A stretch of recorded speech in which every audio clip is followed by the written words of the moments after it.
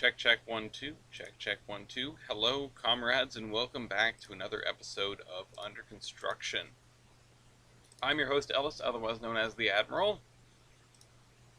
Nothing fun today, except we are not starting with our customary not Tetris. Give me just a second. Let me type this in, route building stream live now. Get that ready to go. No, we are going to spend a couple minutes doing something more open-ended. This is something that was introduced to me this morning by a member of the Discord. Hello, Mossy Mug. Welcome to the party. And I'm just going to see if I can organize it on my screen properly before I put it on the screen.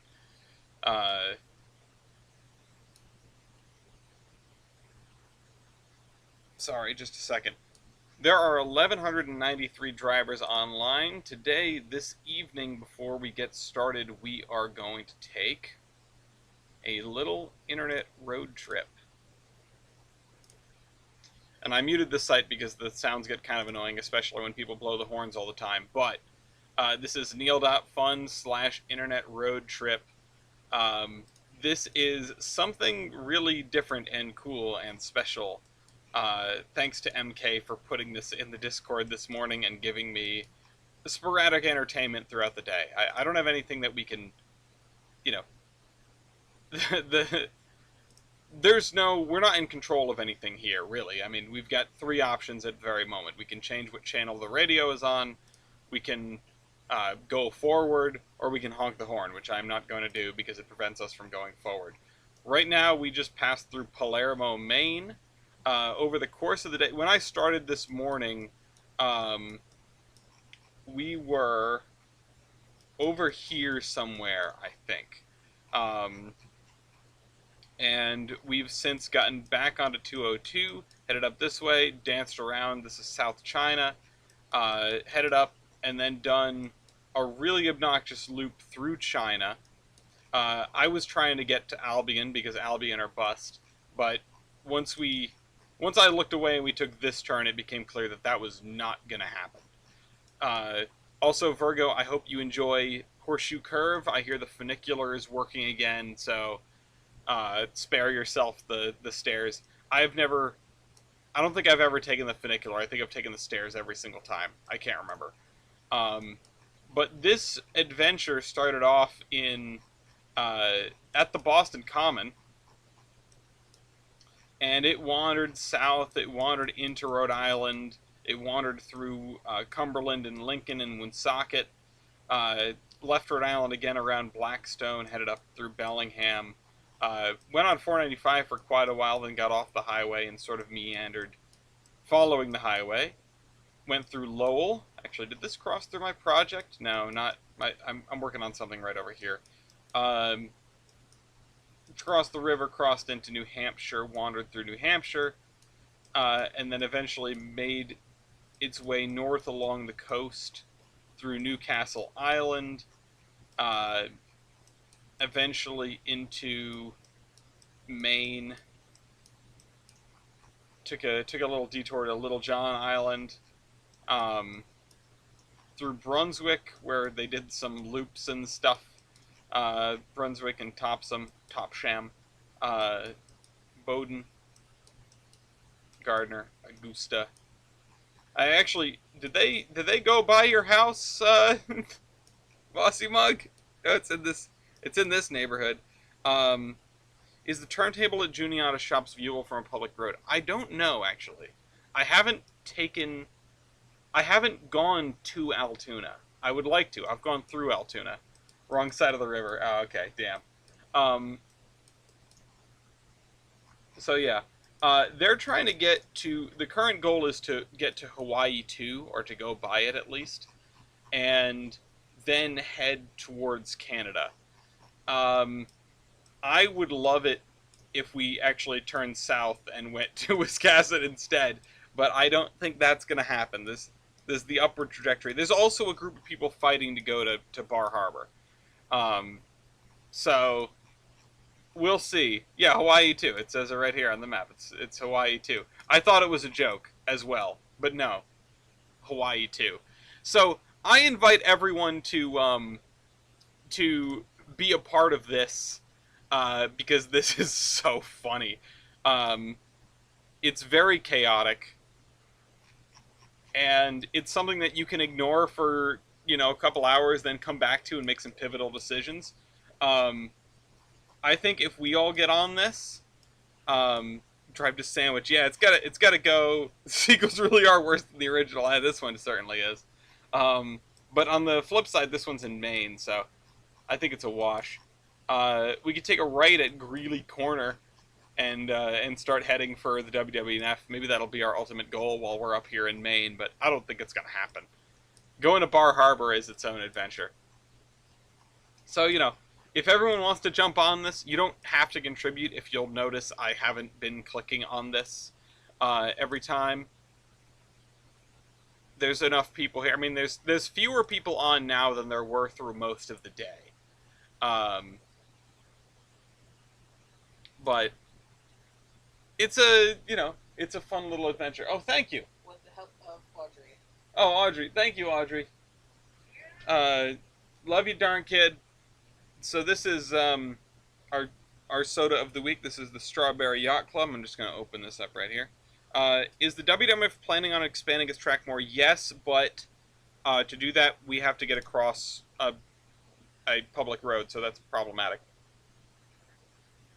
So there are a bunch of things standing in the way of that happening. But, Albion or bust. Someday.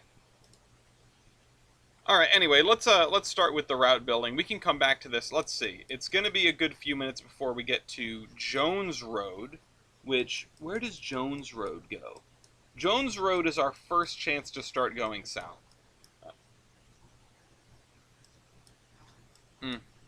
I'm able to disclose why said public crossing would be problematic. Absolutely. It's no secret. It's no secret. Let's get into the route building and I can talk about that. I almost just clicked on stop stream. First thing, and if anyone else decides to follow the internet road trip, feel free to sound off when we're getting to something that's worth our attention, because I'll jump back to that. Why not? Oh, this is a track spline. So the WWF runs from Sheepscot through Olna Center, top of the mountain, and down to Trout Brook. I was hesitant on saying top of the mountain because that's not like a town; it's just a place. But yeah, it runs from Sheepscot to Head Tide-ish. It falls a little short of Head Tide. I don't know if it's specifically in the municipal boundary or if all of our railroad is technically within Olna. But it's an old railroad. It's one of those things where it calls out a whole bunch of places that don't really exist anymore. But all of that is contained between Cross Road at the south end, just south of our Sheepscot station, and main Route 218 at the north end, just north of our Trout Brook station, and run around and turntable on main line. Now, contained within that stretch is a whole bunch of crossings, but those crossings, I think I should actually scoot this over to the right. Those crossings are, once we get to Albion, we need to continue the intention and connect to the Sandy River and eventually into Canada. Wouldn't connect to the Sandy River mean we'd have to go through Winslow, though? Or, like that was off the branch? Or no? I would need to look at a map to see what was the most feasible. I feel like if we went, to get to Farmington, we'd have to go through Waterville. So going to Albion is technically the wrong way. Not that it matters. Yeah, no, it definitely you'd have to go up the branch to Winslow, and then I know they wanted to do both. Sandy River and eventually into Canada. Oh yeah, sorry, I get distracted. So yeah, and you can correct me on anything I say. You know more about this than I do. You're there more often than I am. But what if map of the consolidated 2-footers? I'd love to see that. I'm gonna add that to Merger Mania. But So the problem is that we need to cross a public road, which of course is augmented by the fact that we have not yet crossed a public road. Um, we have a handful of crossings. Hey, Train Street, we're we're doing this today. We've got the strawberry soda, and we are checking out as well in the background the internet road trip, which is neal.fun, neal.fun / internet hyphen road trip. Um, Check that out. We're in Maine and we're talking about the WWF. The Yeah, so we have not crossed a public road, and that's the big hurdle because once you do that, you have to abide by all Federal Railroad Administration regulations. Right now, we are technically just running on our own private land. We don't bother anyone. We don't need to worry about anything. They don't need to worry about us. Um, One of those things that we would need to do, and it's not like, we are theoretically capable of crossing the road, irrespective of anything else. We are theoretically capable of doing it. The biggest thing that prevents us from doing it right now is that the FRA does mandate automatic air brakes, which we don't have. Or automatic brakes, period. They don't have to be air, they can be the lack of air, which is what we're aiming for to equip our trains with automatic brakes. Um, the Eames vacuum brake system is part of the big things that we're working on, getting that equipped to all of our cars and engines. Um, the new engines will have that, and by the new engines, I mean 11 and then 10 when it comes back into service, will have the vacuum brake system. The new coach that we're building will have the vacuum brake system. No, you didn't. Don't worry, you didn't miss Not Tetris. We're checking out the internet road trip today. Um, so, yeah, we need to have automatic brakes before we can cross the road. That's what the hang-up is. That's the biggest hang-up. There are a couple other minor things that you might consider. Um, One of them is we don't really have the capability to maintain more track than we currently have. That's one of the things that is holding us back right now. We can't replace ties. Like, we're not capable with the equipment and the people that we have. We can't really replace ties at the rate at which we would have to if we made our railroad longer. Like, we can't even do it now. We replace... I can't remember the numbers from last business meeting, not this past one, because I was not there.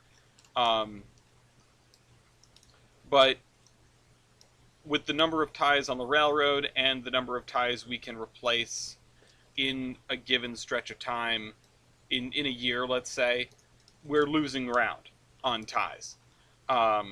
Ties have a 30-year lifespan. Some of the oldest ties on the railroad are 30 years old, so the turnover is going to catch up to us unless we can get better at that.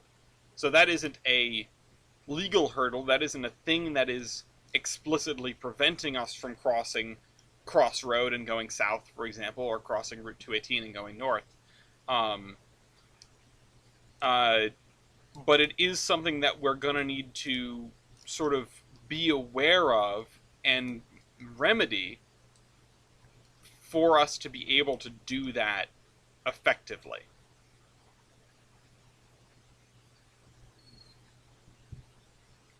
I would like to see the search filter again.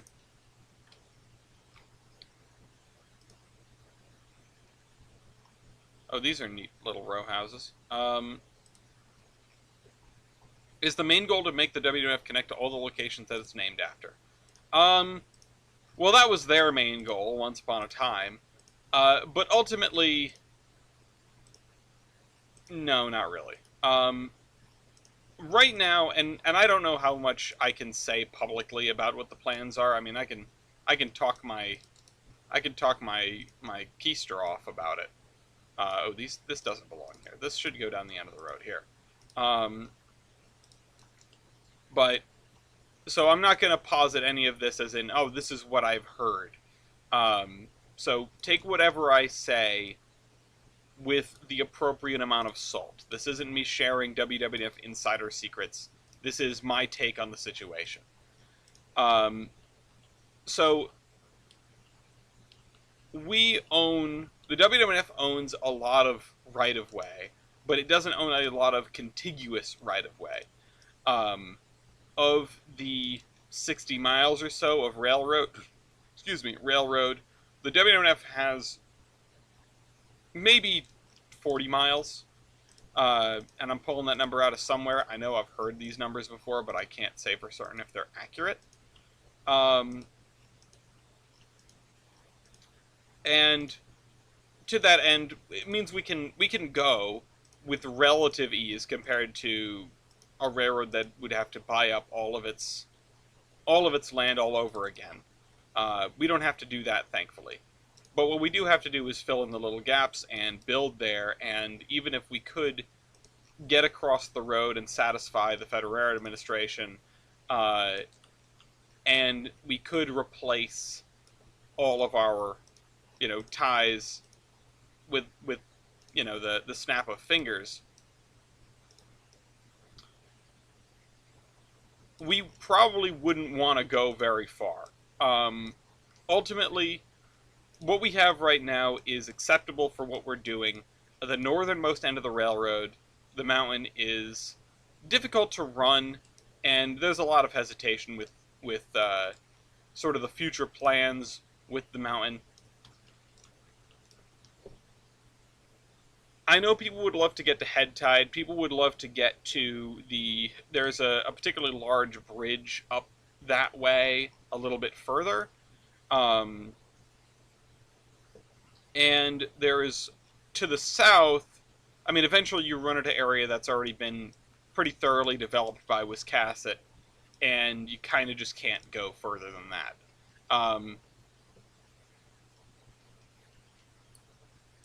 It would be nice to push off our... It'd be nice to push off our loading area to somewhere that isn't Sheepskin. Holy crap, that's a lot larger than I had expected. That's a really nice building, though. Currently, we don't have a very large parking lot at Sheepskin. It gets kind of clogged between the volunteers and the patrons. So, if we were to build south towards Wiscasset, while we couldn't get into the town, and as much as we would love to get into the town, it might be more realistic to just aim for some place in that direction where we can put another station and a big parking lot. So, not connecting to Wiscasset itself, you wouldn't be able to transfer from an extended Downeaster to one of our trains, as much as I'm sure everyone at the railroad would love to do that. It's just not, it's not ever going to be in the cards, realistically. One of the other things is, so I think, based on sort of the prevailing sentiment, not any concrete plans, but the prevailing sentiment that I pick up from people when I'm there, if we had all the money in the world, we would probably go from someplace south of Sheepskin but north of Wiscasset to someplace north of Trout Brook where there was a big iron bridge. Because that bridge would be a tremendous hurdle, even with all the money in the world. It would be a huge hurdle logistically. It'd be a huge hurdle to commission. And sure, everything is a matter of money, but, yeah. The biggest challenge with that is not getting the WWF to Wiscasset, it's getting Amtrak to Wiscasset. That's very fair. At least right now, I don't see a lot of Amtrak expansions on the table. Don't tell Bryce you said that. I mean, it's true, though. The Downeaster exists because Maine demanded train, right? Because the state of Maine said we want passenger rail and we're gonna get it. And like Massachusetts was like, okay, sure, cool. And New Hampshire was like, nah, absolutely not. And Maine just like slapped its Bar Harbor on the table and said, they slapped its Mount Desert Island on the table and said, absolutely, you like, shut up, sit down, we're running a train through Portsmouth. Like, it's happening, deal with it. Although it does it go through Portsmouth? Does it go through Dover? I think both. Um, see, this is how long it's been since I've taken the Downeaster. I need to do it again. No, it runs through Dover. Stops in New Hampshire and Exeter, Durham, and Dover, not Portsmouth. Portsmouth would have been along the B&M, like the, what was it? The Eastern route, the Eastern Railroad that the Boston and Maine purchased, and it would have been along their shoreline, which basically functionally no longer exists. Point is, Maine said bend over, you're getting a train. And New Hampshire did, because New Hampshire is New Hampshire. So, gotta love New Hampshire. That's all I'll say about that. Close stop to Portsmouth is Exeter. Anywho,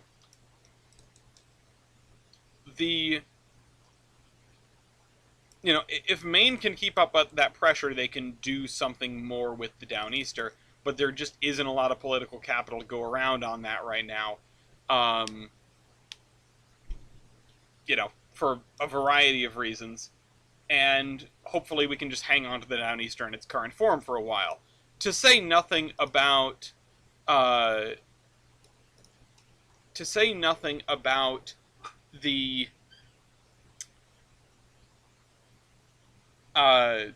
situation with the Rockland branch, whether or not the Rockland branch is going to have trains on it in the immediate future, which is, oh, did we miss the turn? No, we didn't. Oh, we missed the first turn. I'm just checking on the thing here. Can I put this in the chat? I should put this, everyone should be on this right now. Tell me when we're coming up to intersections, because I want to vote. Oklahoma's the same way, and we're at risk of losing our Amtrak service. Yeah, no, losing the Heartland Flyer is going to be very sad. Oh, can I pin it? Can I pin stuff in these? I can. Yeah, go over there. I should be pinning the Yacht Club website. I wonder where Yacht Club ships to. Thank you. So I mean, you should riot already, but you should definitely be agitating if you aren't. I'll be honest, I am not the best agitator. I get cold feet about picking up the phone, but like, calling, like, nothing can go wrong by calling your representatives and politicians and being like, hey, listen, I care about this, therefore you should too. So good luck to you. Is all I can say. I mean, I hope that the Heartland Flyer does not go away. I don't really see it sticking around, sadly. I just don't think the odds are in your favor. But I am not right all the time. I love to be proven wrong. So hopefully the Heartland Flyer will defy the odds and stick around. And maybe if it sort of gets over that hurdle, there will be a renewed support about getting it up into Kansas. I know there has been a lot of discussion. It's like, okay, do we give up on this project if we lose the Heartland Flyer south of Oklahoma City? It is, it's a difficult spot to be in. I understand that Montana is also in a tight spot because they're working on their passenger rail. It's certainly less of a dismal place to be than the Heartland Flyer because they wouldn't be losing anything, but they have a lot of momentum. that it would be a shame to lose out on. Okay, what should I do for this here? Because I think I want to box this in.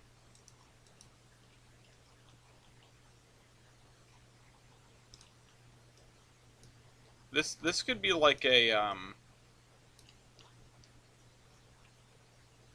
little shop that these people own, I think. That's what it feels like to me. If I scoot this house over towards the road, scoot this over here so I can have enough room on this side. Yeah. I wish the Heartland Flyer luck. Yeah, and to come back to the Downeaster, to say nothing of, um, to say nothing of what the situation is like in the Rockland branch. I mean, the Rockland branch is in a tricky situation, sort of been in and out of life, with the, what is it, cement plant, right? That stopped shipping by rail after the Rockland branch has already passed through like 3 or 4 different operators lately. Cement plant stopped shipping by rail. That was basically it. Like, that was the thing holding the door open for the Rockland branch to continue to exist as a profitable railroad. And then it's changed hands again, and now it might start shipping by rail again. So there's a chance that the carloads will be there for another operator to come in and run trains and not have to close down after, you know, immediately, functionally immediately. But,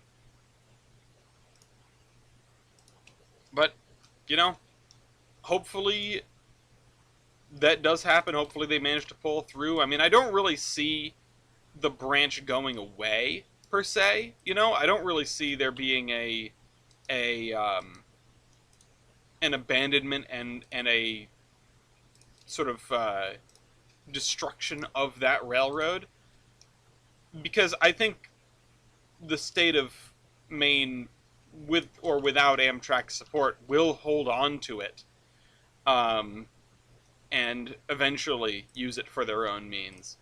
But that doesn't necessarily mean immediately. It's not a particularly easy stretch of railroad to run. There are some big bridges. There are some drawbridges. It is an operational headache, especially because it's sort of an appendix of the national network. You know, it just dead ends. And not every railroad is going to be the Murphy branch where you can have an interchange at either end. But this in particular, you've got functionally one good customer that's way out there, and your cars are going to have to come in through a kind of awkward interchange in Brunswick. So I don't really know how it operated before, in terms of just in terms of operations, in terms of how they managed the place. But I don't imagine it was a particularly easy thing to do. Oh, the turn's coming up. How far away? Oh, Greeley Corner. All right, everyone, get on here. I don't think we're gonna succeed, but this is us taking our break. So Greeley Corner. I think because there are only 1,100 drivers online, we might be able to manage it. If we can take a right onto Turner Bridge Road. Yes, we'll miss Hawaii too, but we'll be heading towards the WWNF, which is far more important than anything else we could be doing.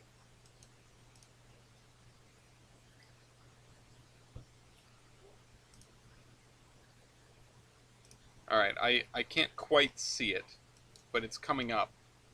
I think it's right there. Yeah, it's right there.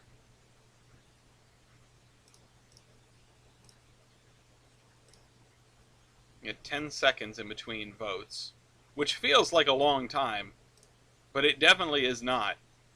I was trying to organize this. In fact, I think I should put it in my main bookmarks up here. I would love to. I just don't know what I would drop, because I don't really use Facebook, but a lot of the stuff I want to keep an eye on and just sort of poke around on a lot. I mean, the Rooster Teeth page is blank. Did anyone see the Rooster Teeth page on April Fool's? That was wonderful. Okay.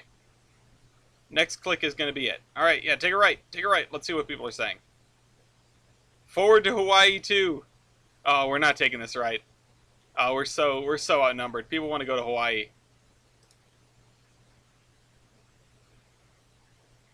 Some people are voting left. I don't even know what's up there.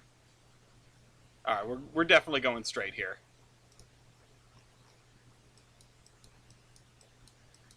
Where does this even go? That's a dead end, I think. That's a very long dead end. If we had gone up that way. Oh, we still have a chance. Got one more chance to take a right. Someone should make a political compass for this. Alright. I'm homophobic because of this game. Alright, well that's that. We're going straight through here. That's okay though. I just want to check something really quick, which is I want to know how much Street View coverage is on that other road. We're down here by China, Palermo, Greeley Corner. Okay, it's not that much, but we would have been stuck. We would have gone up to this farm and then turned around and headed back down. What's the next right we can take? Don't want to do any of these. Maybe East Palermo? It's easiest way to do this is just to do this. East Palermo down to South Liberty. I mean, we're running kind of east of everything. But hey, we could go to Rockland. Where's here's their turntable in Rockland. And then here's your hole in the ground.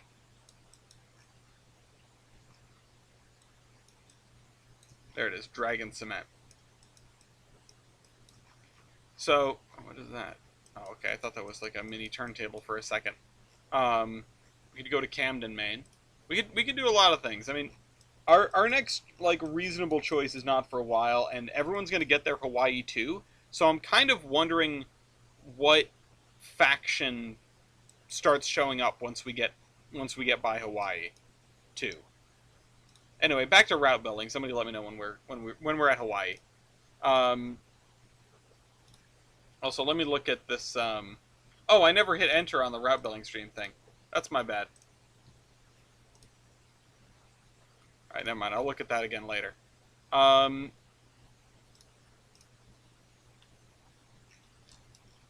Anytime someone says Camden, I think of the Morrissey song, Come Back to Camden. That's just what's in my head. Okay, let's do this. What I want is this gravel here for the path in the back of these. And I'll probably have to lower this end just a little bit. I hate seeing it sticking over the lip of the sidewalk. One of the things I used to do was make sure everything was connected with invisible road splines and things, but honestly, I'm over that. Let's do this here. Something that happens a lot is after a big decision on the internet road trip, people stop and honk a little bit. And I kind of wish it was the opposite.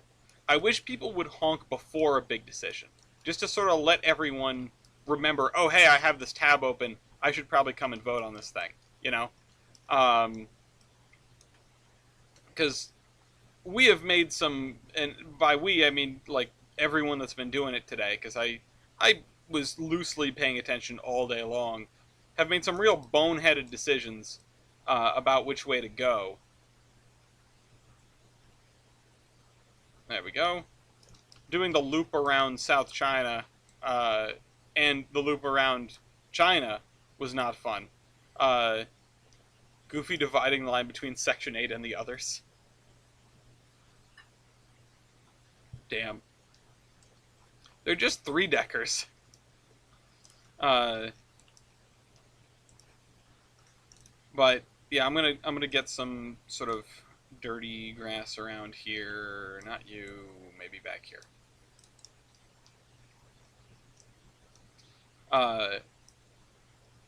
We need the project. The line needs to be red. Okay. And then let's get grass in around the front of these and call it a day. And that's one more block done in our triangle.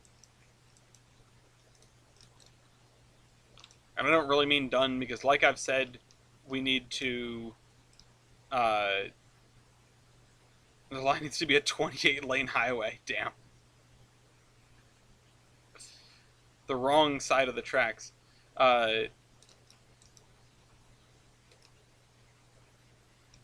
Me when racism via infrastructure.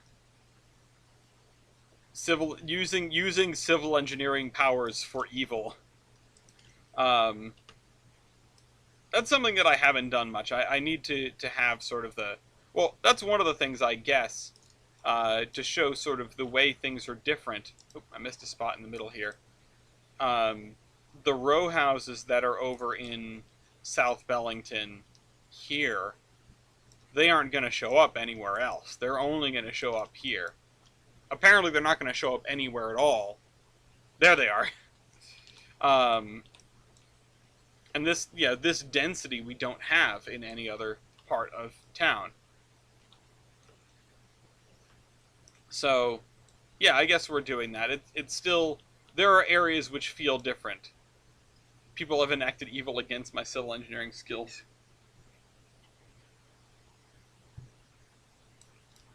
Okay, I should probably fill in with some spline grass on these corners a little bit. Drunk driver onto deckless bridge. That's very true. That's very true. Sometimes when the street view gets all shugly in the internet road trip, people are like, "Why are we drunk?" Fill this in. Fill this in. The E in engineering stands for evil. Someone needs to turn the whole of engineering into an acronym. I saw a shirt that was, "Yeah, I vape. V, return. A, my. P, library books. E, on time." I don't know what compelled me to put this building here. It's not like it would really be useful in any context. It's not like you could get a railroad to it anyway. So maybe I'll just put it here on the corner instead. I honestly don't know where to put this. I don't want to put it at an angle which supposes the railroad was there before the building was. I want to put it, yeah, parallel, perpendicular or parallel to the roadway here. Sure, you could, Albany Warehouse. Yeah, I don't know, this thing doesn't quite seem tall enough to me. I probably should do something like that somewhere, but it's not going to be here. No, this stretch here, I'm not entirely sure what to do. This is a big block, and it strikes me as it was always a big block, because of the way the streets are organized.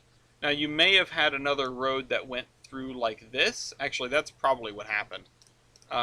Let's... Oh, shoot. Why have we been on the session layer this whole time?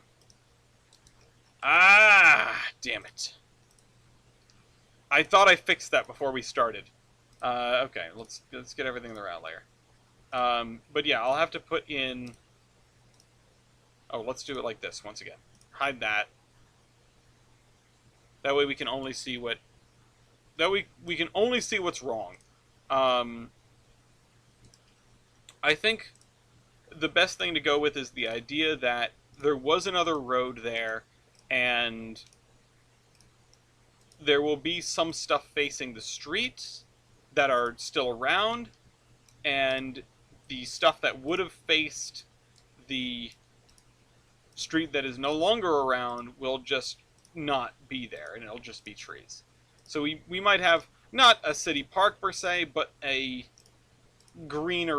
area full of greenery, and you do see that a lot, especially, and even in relatively built up areas. Sometimes there's just a corner of a city that is empty. Nothing has filled it in yet, or it was inconvenient to fill in, or difficult because of this, that, or the other thing. Now we've got to go do all the fences. Something else we've got to do this time is we have to go and work on the graveyard some. We didn't do that last time. But I'd like to get this block figured out. If we can get this triangle done, then that's really cool, because that's 2 out of 3 triangles finished. And we can sort of look at moving on to some other areas that we haven't worked on lately. I know I've talked about sort of moving on up the hill. I've talked about moving on up the hill a little bit, not like into the next segment, but just doing some more terrain work out there. I have talked about doing more stuff in South Bellington, which is sort of a given. That has to happen. Do I do these? Well, whatever. Let's do these. I have not talked about doing Bellington. Bellington is going to be a huge project in and of itself. You know, if we were to finish South Bellington, I would think that we are maybe halfway done with this area.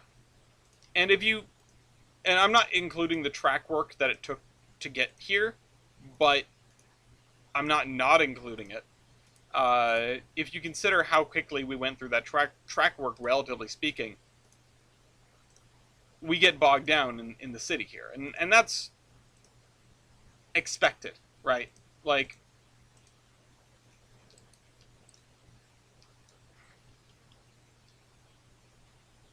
that I'm not fixing.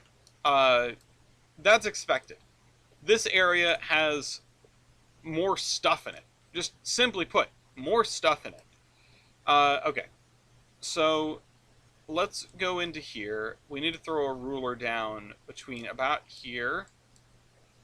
Oh, I held shift. About here and like the midpoint of this road here. So like right there. And you can see why this road functionally no longer exists. It's just...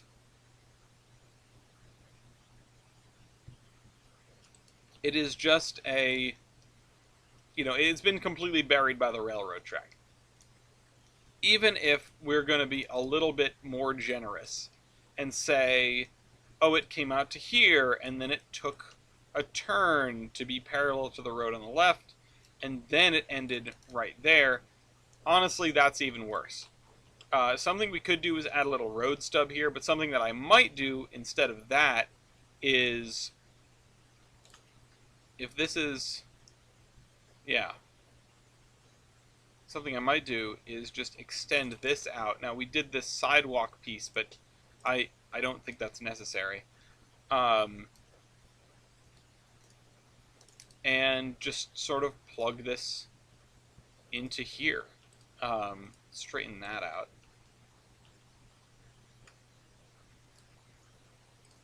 Because this would be taking this turn.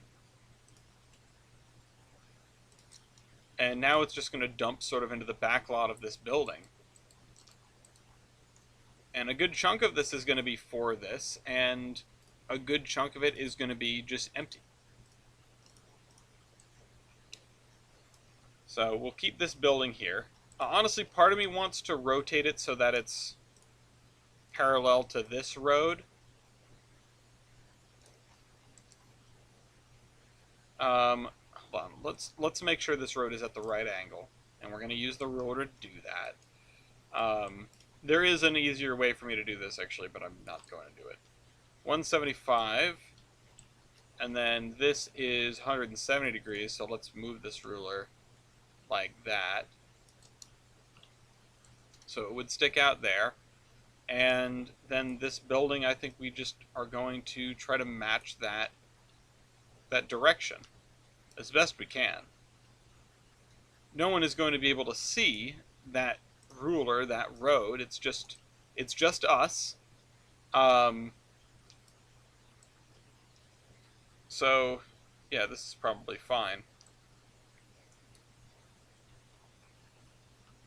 Now, like I said, some buildings facing this road here. I might do more 3-deckers. I probably won't, because it's going to feel like an extension of this, which is getting into more traditional suburb-looking suburbs. 3-deckers on the main road, not row houses, but whatever you want to call these, in the middle, just as infill, and then this on the fringes, which these houses would sort of be on the fringes of the employment that's being generated by the mills along the river here, and there really aren't that many of them left. There's this one, and that's kind of it. So, need some 50s ranches. I don't... Anything on this stretch might be a little too old for that.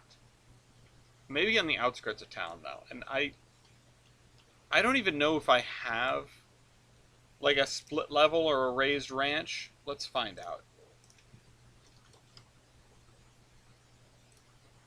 Okay, I do. And I think I have used them like, I recognize this.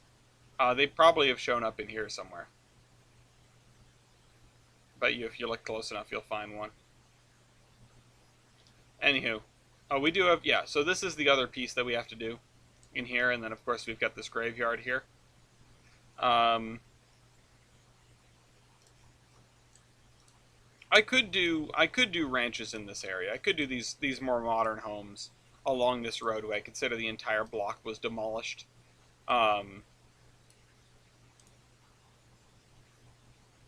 I actually might do... Wow, 5-1 second inning. That's a rout.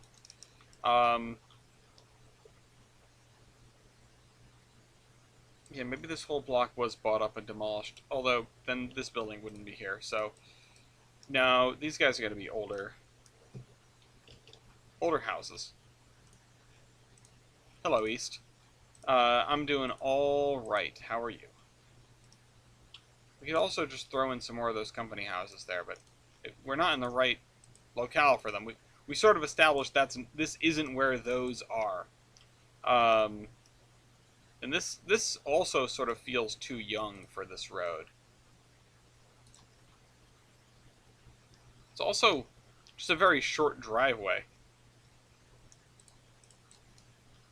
I don't know. I'm liking nothing. I don't like any of the options here. Something I can do once again is split the block in half, like I sort of did with this, just rotate it 90 degrees. If we...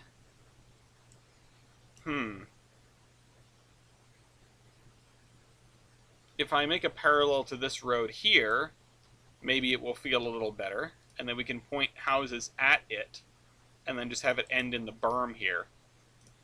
That's probably a good idea. Any brownstones? Brownstones would be great, but I don't think this area has the density for it. You'll probably see a bunch over there.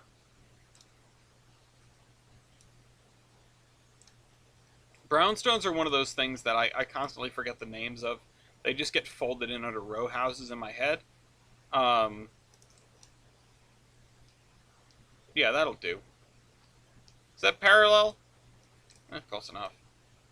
Hold on, actually, let's do this the way that I mentioned earlier that I didn't feel like doing. Jump into Surveyor 2, because we can move whole splines after we've put an angle on them.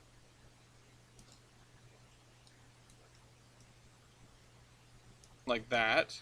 And then I can just take this and go, yeah, you're going over there.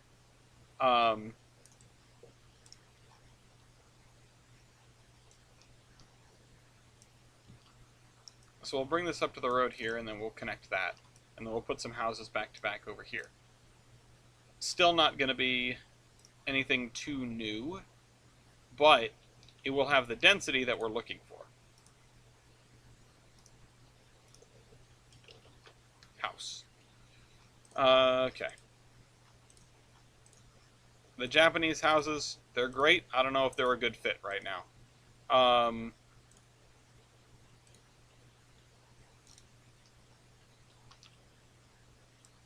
Yeah, and these guys are not going to do it. These maybe, though. Because these houses strike me as... Well, I know some in real life that are fairly similar. These could be company houses.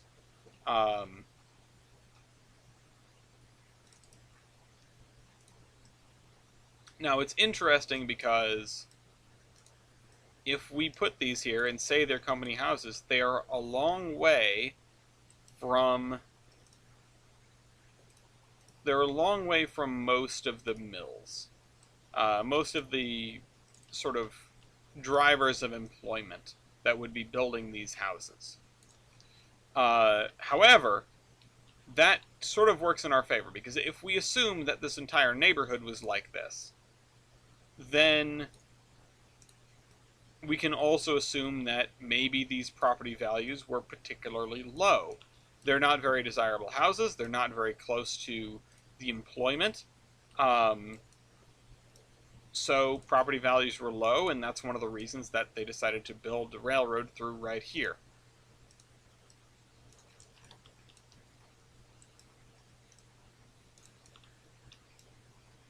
And honestly, these may be sort of, hey, these predate, let's go into Surveyor 2, these predate, widespread adoption of the automobile, so maybe these houses, they don't have driveways. That might have been one of the things keeping the property values down, but when you consider the era that those tracks on the left of us were built, it's not...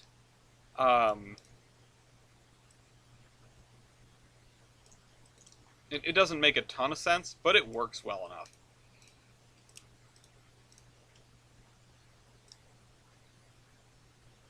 Green was the most popular color. I've seemed to have sunk in that one. It was not my intention.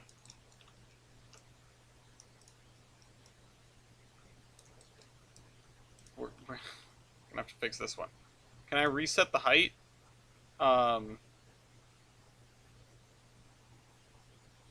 Settle on ground. Yeah, there we go. It's like, there's got to be something. I think I've done it before. Okay, so let's scoot these guys over to the right here. And then we have this cute little neighborhood here. The one red one on the corner, for some reason, make me think of like the mobile SimCity game. Let's just scoot this so that it's in the middle of those. And now we shall add this here.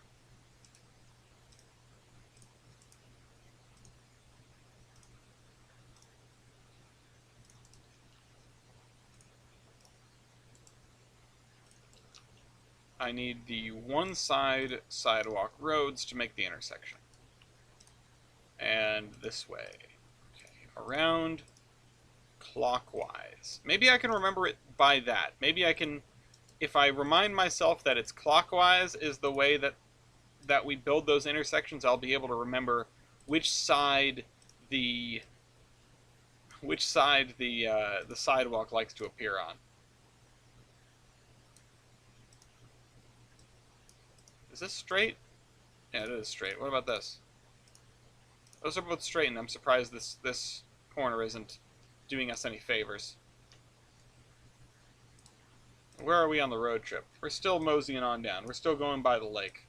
The first lake, not Hawaii. There's 1,130 drivers online.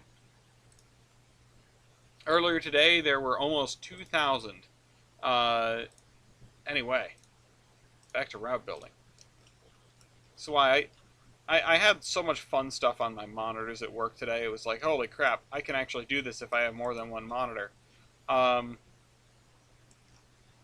Okay, but do we put these along the road here? I don't think so. I think we go with some regular houses along the road here. This just did a good job of filling in the hole. Maybe we will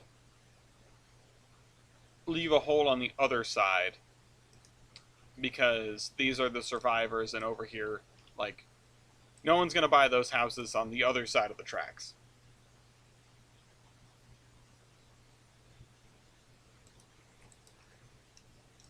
Let's grab this. Show search filter. Punch in house again. Whoops.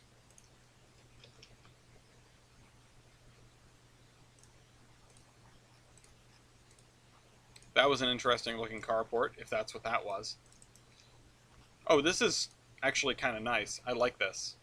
I don't remember having used this one before. I don't recognize it. Which is to say, I like it because it's new. And this one too. I know I do recognize this one. Is this floating? You out there building a Trainz house, make sure it has a foundation that sticks down a little bit so that stuff doesn't float quite as much.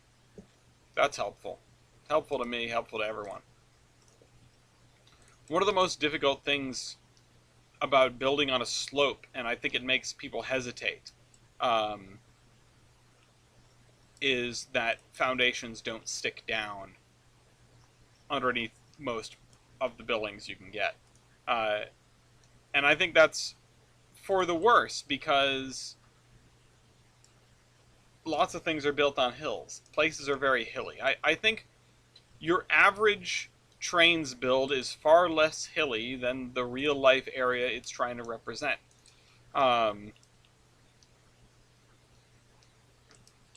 Preach Ellis Preach says east from the flattest state in the Union. No offense.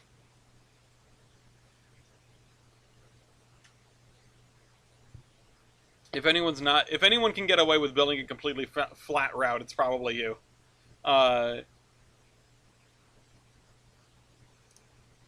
just thinking, like, I go all over the place in my own state, and it's like, oh, there are high points. There are places that are a couple hundred feet above anything else. It's not crazy. It's not like I'm running into Pikes Peak on a Sunday afternoon, but it's like, oh, I can see the Providence skyline from here because I'm up on a hill. And Splash Mountain is the highest point. My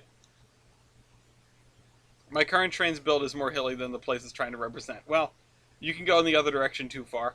But in any case, when you're building an urban area, or an urbanized area even, just like a suburban area, because of the way that roads interact with the terrain, because of the way that buildings interact with the terrain, it's hard to get it right. It's hard to feel like you're getting it right.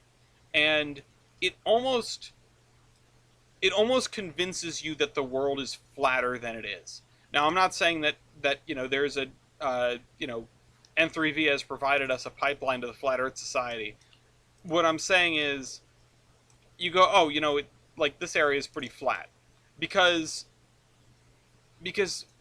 building a hill is such a conscious effort, and doing anything on that hill becomes a conscious effort, emphasis on the word effort. But, like, don't be afraid to put a hill in or near your town. Don't be afraid to have a section that's substantially higher than another, aside from just next to a river, right? Even here, like, this town is so close to the river, this is not very realistic. It's like one flight of stairs from here to there, from here to in the water. One of the things that, and like, yeah, this is constrained by urban buildup. It's constrained by these walls. I don't know what, these retaining walls, and the buildings that were built on them.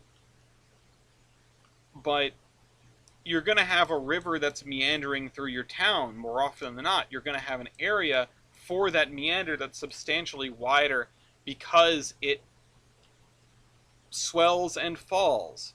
Look at areas in real life where you have a river cutting through a suburb. It's uncommon. It's uncommon to find this much stuff piled up against it. There might be a mill or two that survive. And in the past, there may have been more. But the difference between building mills and building homes is, back in 1832, your mill had to be next to the water, or it wasn't doing anything.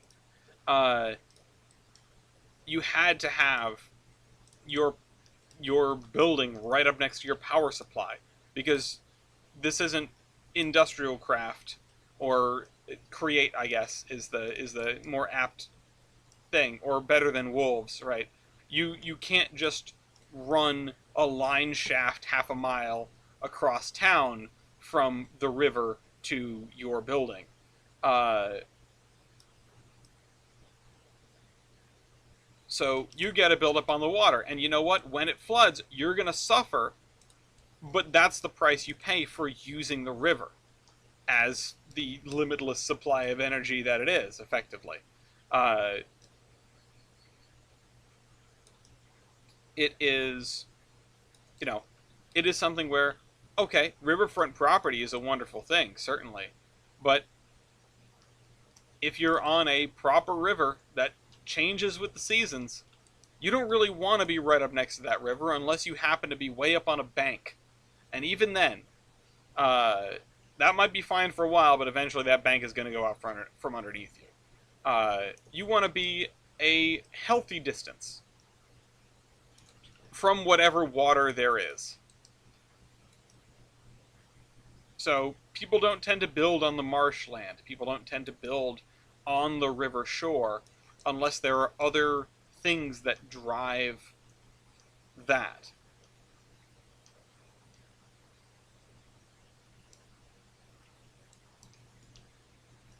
I think I am going to fill this in with trees. I think. Um, People don't unless there's other reasons that are driving that. I mean, uh, I know, the entirety of Florida is built on marshland and shore, but I don't know, that's Florida's problem.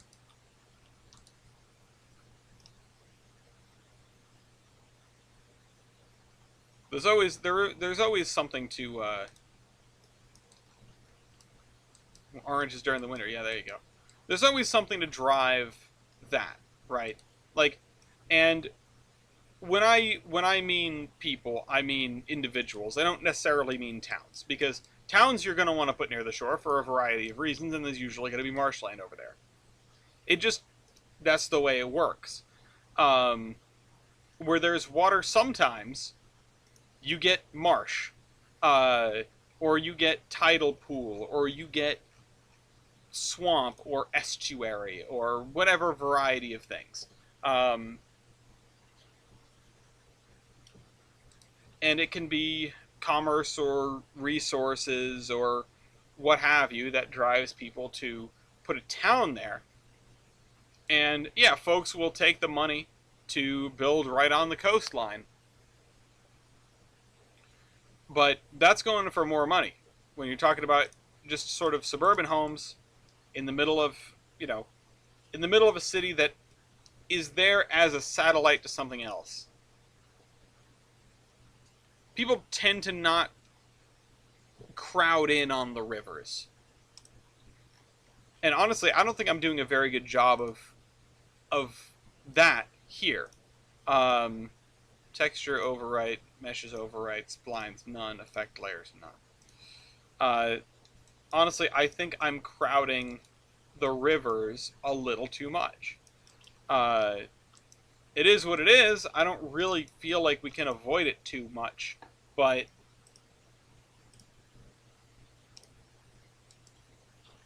I need to do better. In fact, areas where I have done better are, well, right here. And also, oh wait, did I miss a spot? No, I didn't. That was not loading in. Oh, my game is not happy. Did I turn up the render distance again? No. My computer's just not happy. Is here. This is a river that does river things. And you can see that even the farms don't get too close to the banks, and that's on purpose.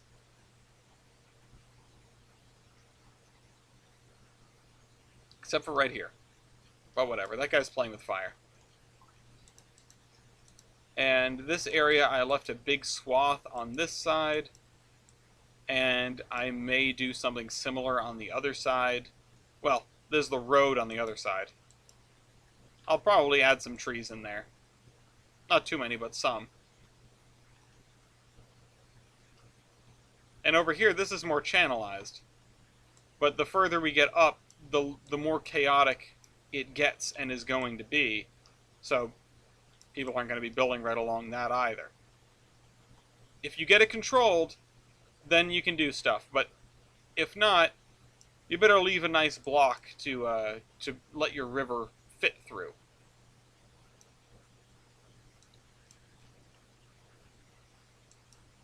Yeah. One of the things that I was taken aback by was I was looking on some historical imagery of the neighborhood I grew up in, and I couldn't pinpoint a couple of things because there were just some like little buildings, like rows of shotgun houses behind my old middle school, and I couldn't make sense of that. But what I could make sense of was immediately nearby, the railroad track crossed over a river, and this is sort of what got me thinking about this. That river is given as wide a berth now as it was back then, and it's not subtle. It feels like the land just sort of drops away to allow room for this river to exist. And the railroad, which is, of course, flat, straight, and level in as much as it can be, stays right where it is, and the ground drops out from under it, and it puts together this nice, like, elegant two-arch stone viaduct. It's not really a viaduct. Over the river. Now, I was always fascinated by that specific bridge as a kid. What I was stunned by was how much it stood out on the map. And I was like, oh shoot, you know what? I really do have to emulate that. I need to take notes about that. Every time you look at a map, anytime you go anywhere, anytime you poke around in historic aerials, look around a rail yard, anything. Anytime you go for a drive, whether you're in the passenger seat or not, well, whether you're in the driver's seat or not, but if you're in the driver's seat, you should probably pay attention to the road more than anything else. However, you don't need to be ashamed of taking mental notes about what your surroundings look like, because the more you catalog, the better you're going to be at route building. You go, oh, I see, these houses are very close together, so I can do that. These houses are very far apart, so I can do that. These are things that you pick up on going through different neighborhoods, going through different areas. And I wholeheartedly recommend keeping them in your brain and deliberately noticing things. And I think that, it's just a funky way of saying pay attention to your surroundings, but deliberately noticing it's almost like studying. And I was never much for studying, so I don't know what this tells you, but you go around the world and you see stuff and you go, oh, you know what, that can be built like that. That does get built like that. There's a prototype for everything, but like when you lay eyes on a specific prototype, you can understand the ins and outs of such a thing. Where's the shrubs? Give me those.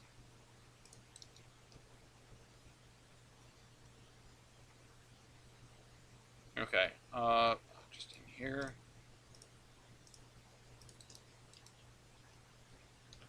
I usually try to lay down the shrubs before I lay down the trees, but the trees are the more fun part, and so I get excited and I put down the trees, and then I have to lay down the splines underneath the trees. Or else you can sort of see right through the forest. Not super unrealistic, but it's a little bit immersion breaking. It's one of those things. It is, if you look out into the woods, and part of this is because Trainz routes are flatter than real life. If you look out into the woods in Trainz, and you can see hundreds of feet underneath the canopy of trees, because the ground over there is practically perfectly flat, and sort of everything in the everything in the middle is just trees, and you can just see through the trunks and see out to the edge of the world with no rise or fall and rise. There's nothing that's going to break your view when you stick your head in there.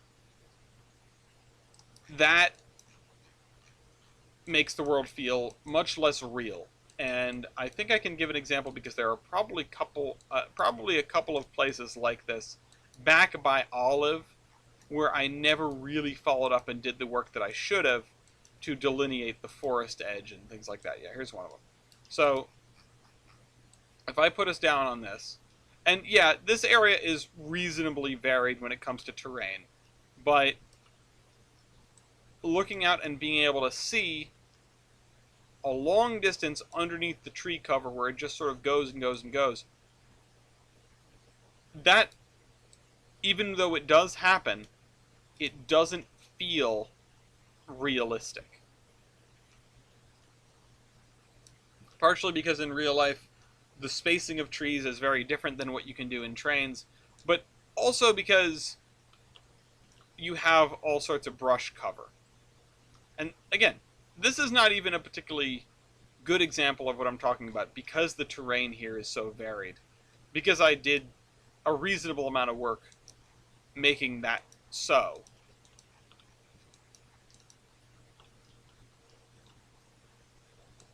That's a nice bridge.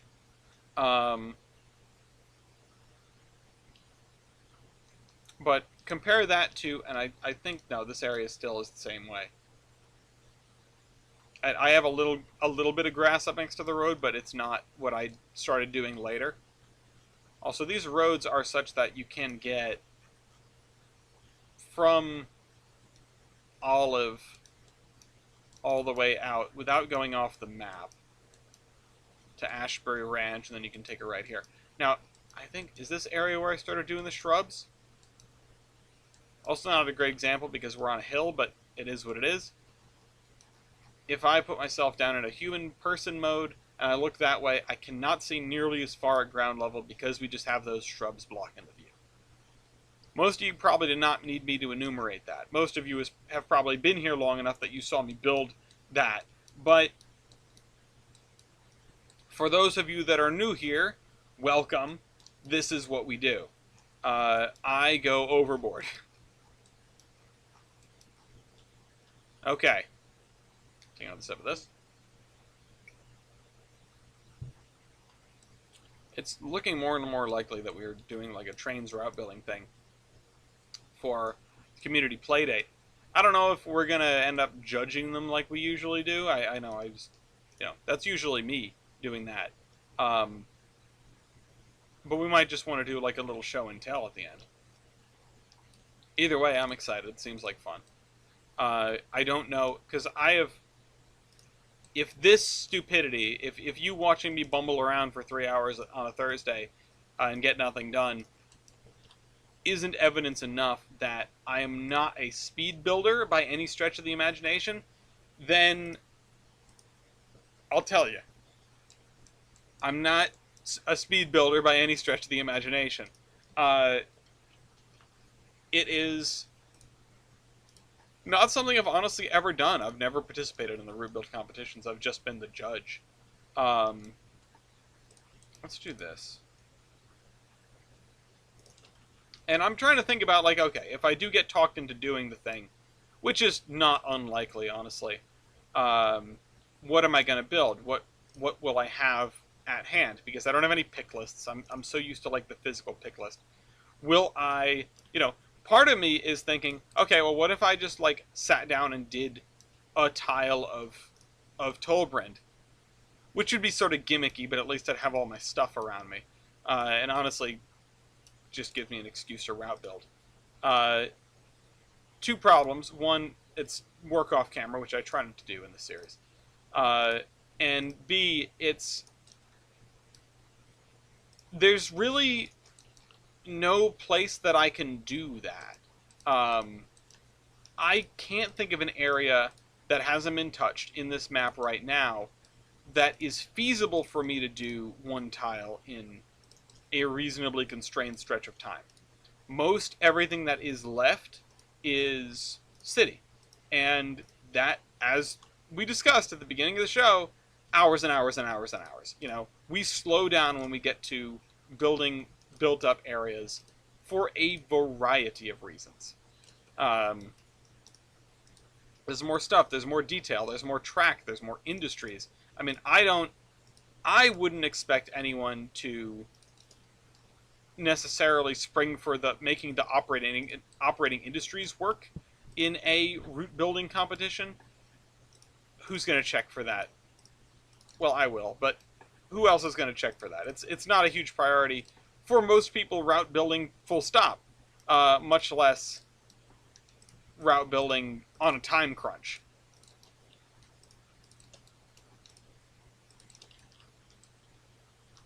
So I've been trying to think of like what I would do, right?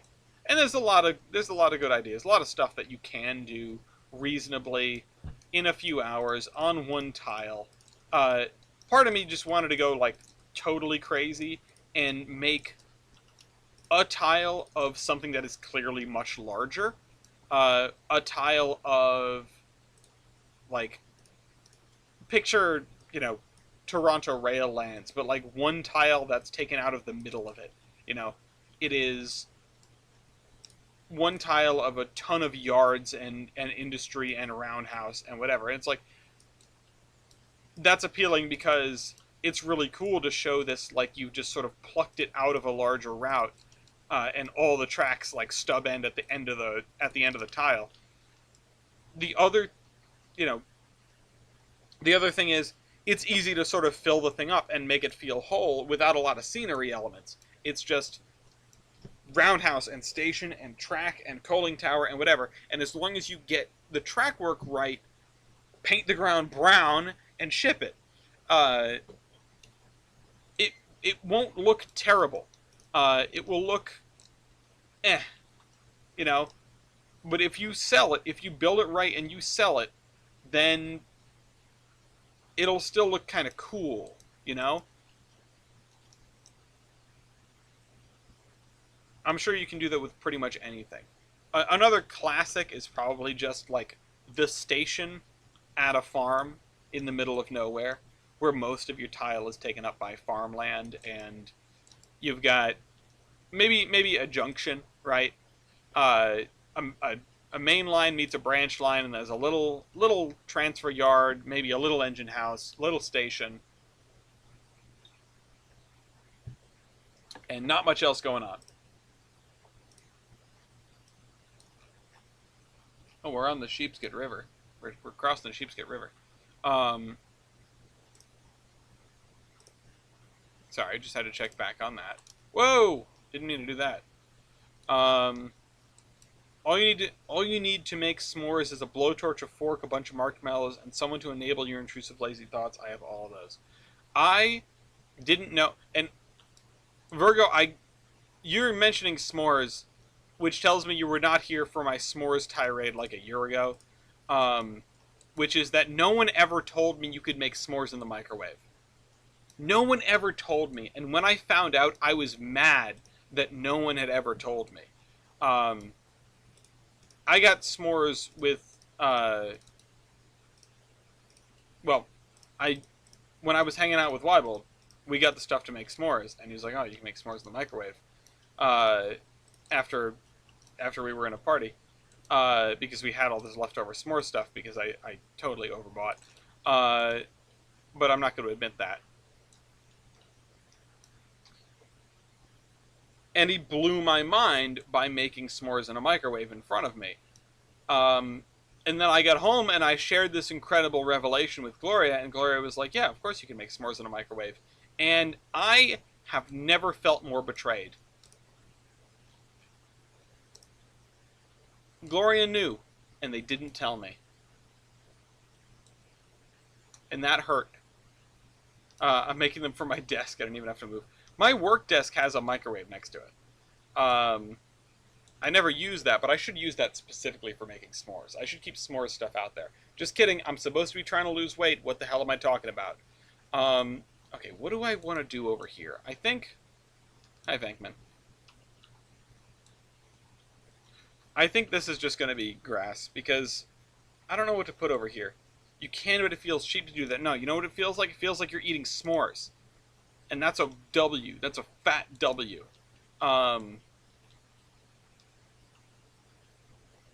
Is this a gas? That's a gas station. Okay. I was going to put a gas station over here. Yeah, it's better to make them over the fire if you have a fire. That's a, you know, of course it's better to make them over a fire.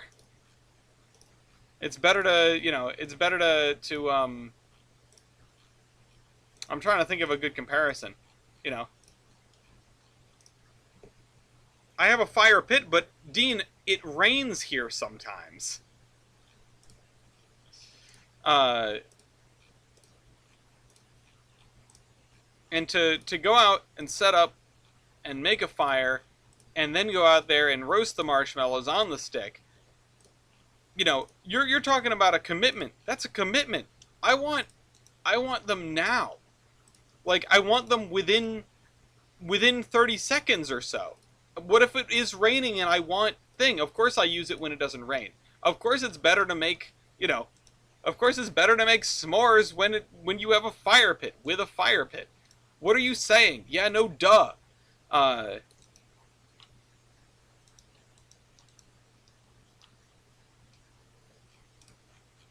the king of stating the obvious.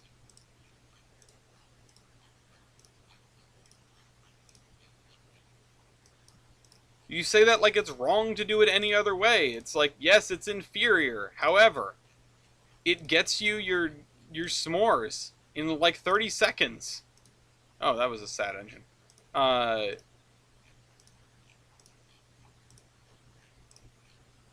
Fabric shop.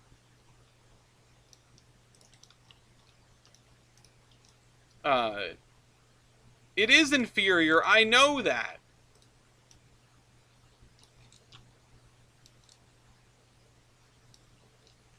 No one is arguing that it's better to make it over a fire. Or no one is arguing that it isn't, rather. I feel like everyone's always been on the same page about that. Yeah, well, that's on you. A little fire station. Should put this somewhere. I don't know where.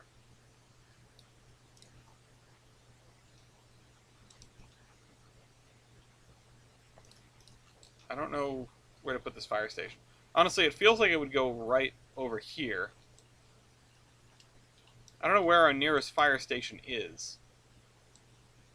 But it's one of those things. It's like, okay, do I do this? Do I put down another fire station? How many fire stations are there going to be in a town like this? This isn't SimCity. They don't have just like a coverage radius. You can get away with like 2 stalls of a firehouse for a pretty wide area.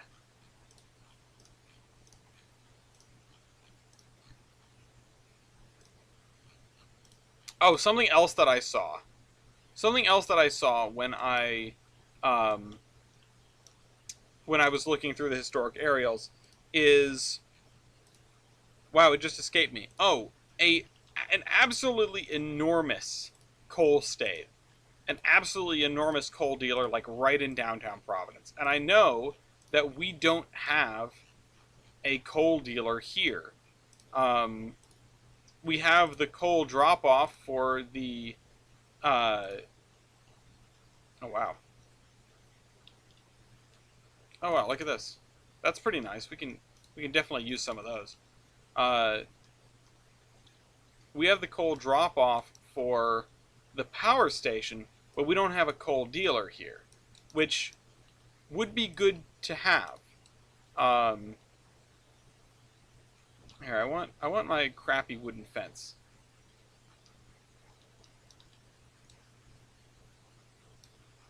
Is it this one? Whatever, we can use this one. Not the one I was thinking of, but it'll do.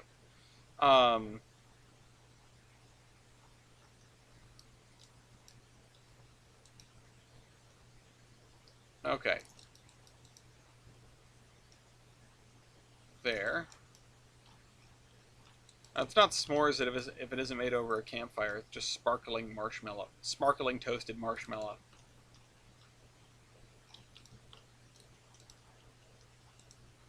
Okay. This. Maybe it really isn't a s'more, though. A s'more is short for some more. And when you're making them in a microwave, when the microwave turns off, it's done. You don't have to make any more. Like, there's no momentum going. When you have a fireplace, or a fire, in a fire pit or something, then when you stop making marshmallows, that fire is still going. You're sort of beholden to it for much longer. So it's not some more. If you don't have that, it's not like a self-perpetuating thing. Uh, it's just like sums. They're not some mores, they're sums. Uh, Now, I don't prescribe to this, but if you wanted to take an absurd food stance, you could, I guess, take that one. Be right up there with the hoagie debate. Um,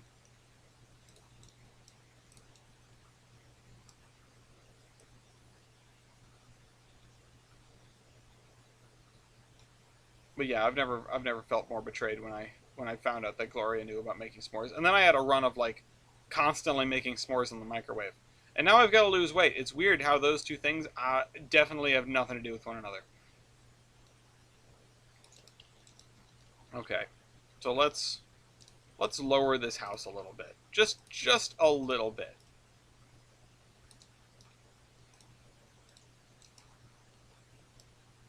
Oh, and I'm realizing I missed a driveway. Where does it make sense to put the driveway on this house? Probably on this one. Asking about s'mores, Anakin. Master Skywalker, there are too many of them. Okay, there we go. There we go. We got driveways. We've got driveways.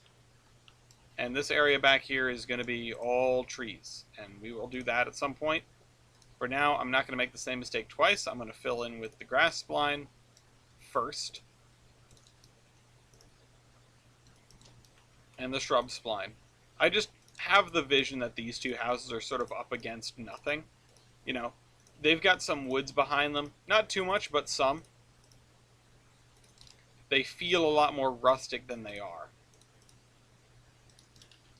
And I don't know how often, I mean, we'll have to look at what our operating plan is reasonably going to be with this.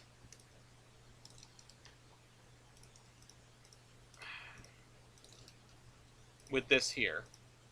With this branch line, with this connection. I know I've talked about how difficult it probably is. Trains come off of this, they come around here, they pull into here. These are trains that are probably run by the Mansfield Branch Railroad, so they just pull into here. The power comes off, pulls out there, runs back up this way, and then runs, either that way all the way home, or runs this way and then gets permission to go across the main line back to the main yard over there.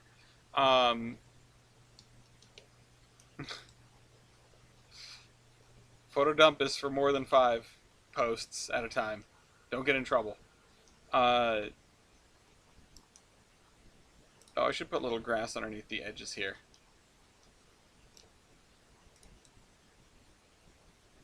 Oh, excuse me. So, I get the hiccups now. This down the line here. And yeah, that's what the operating plan is going to look like. I don't know how often that would happen in terms of number of times a day or even number of times a week. I know that for our purposes on this railroad, everything is going to happen at least once a day. Every industry is going to be changed out at least once a day, probably aiming for once a day. But I don't know. We'll see what that train movement looks like. I would think it depends on how many cars are going to be produced by the entire Mansfield Branch Railroad, because they all have to come back here. They all have to come through here. Wow, game is not happy by me filling in this grass. Honestly, kind of hurts to look at.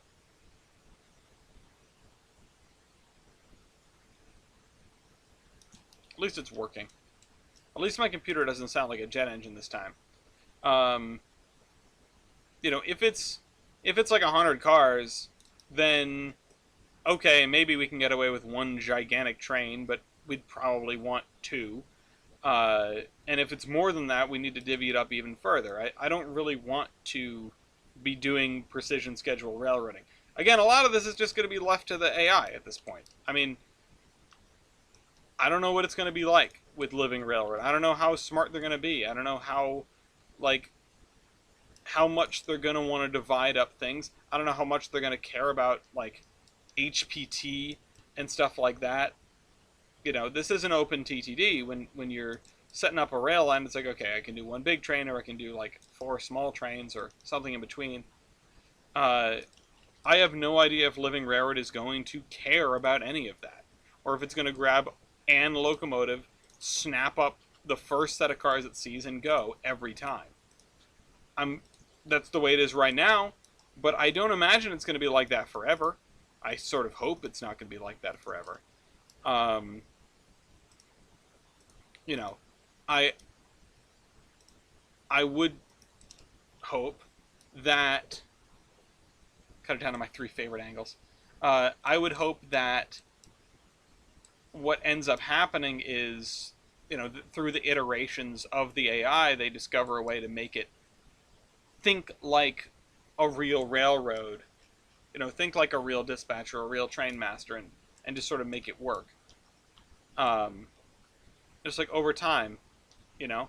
I don't know how they're going to train the AI, but that's, you know, I don't know if they're going to train it. I don't know if they're just going to straight program it. It feels like the kind of thing where, you know, I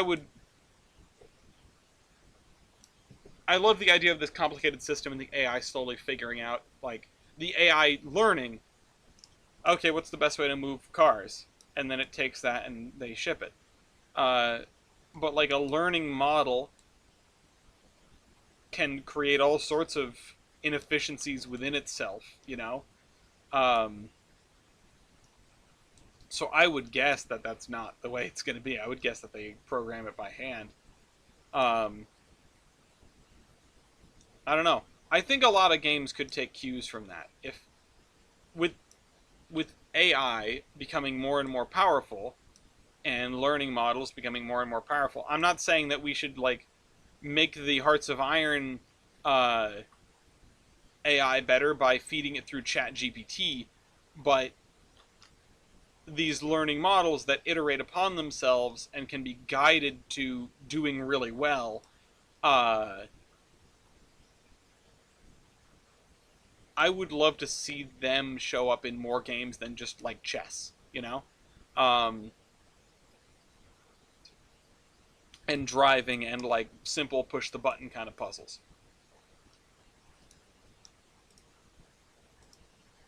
You know, I think that maybe including a simple and a complicated AI where I don't know of any game where the AI is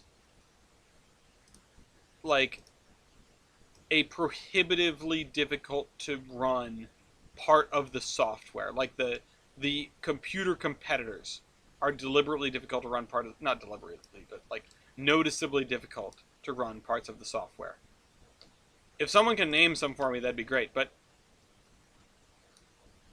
I wouldn't be surprised if that's not really a thing, because it would say a lot about the AI and about the programming of the game and about a whole bunch of stuff, really.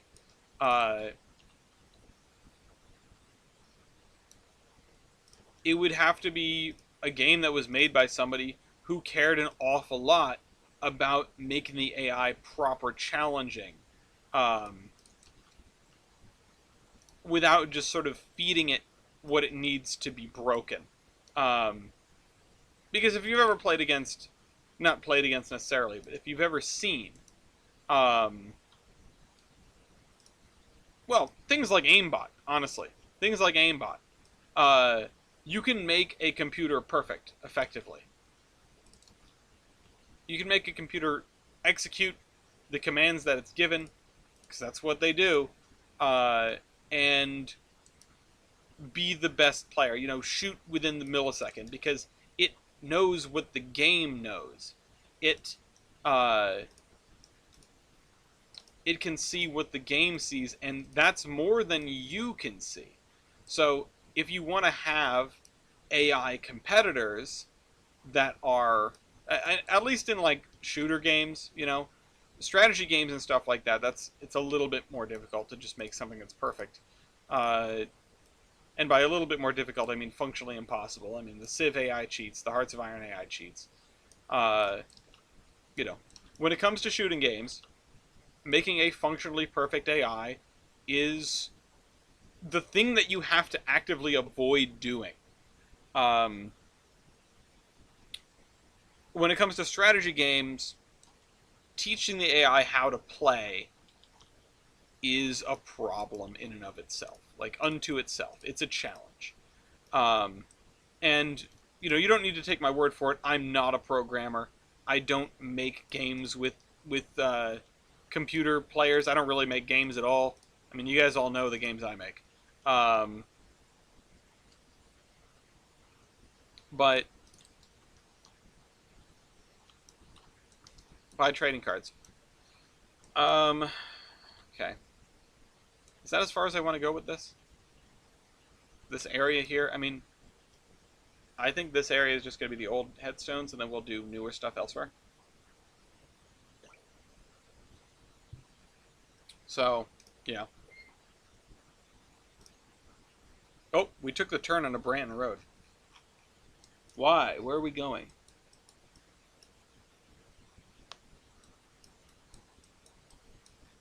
We're going towards WWF now.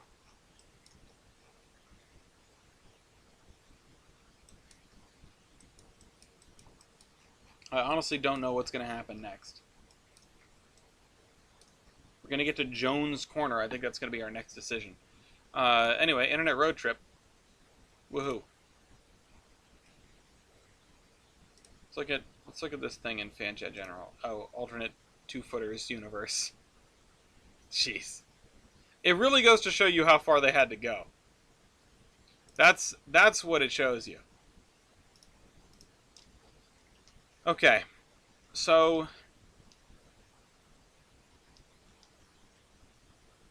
these are like the mid-range headstones.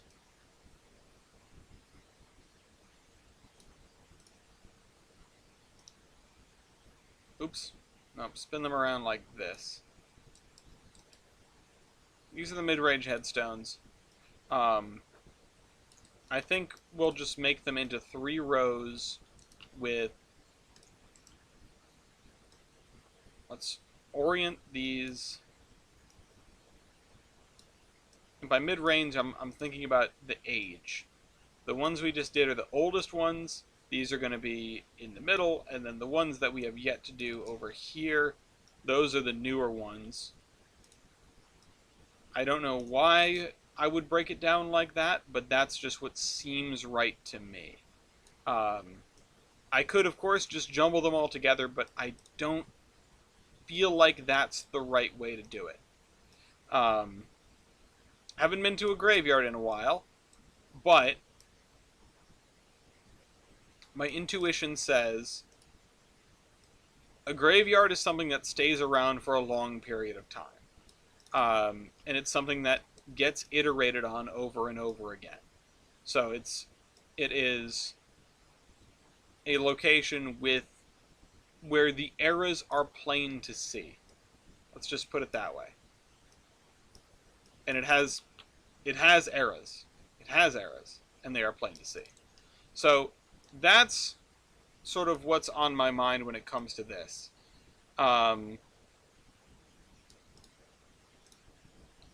If we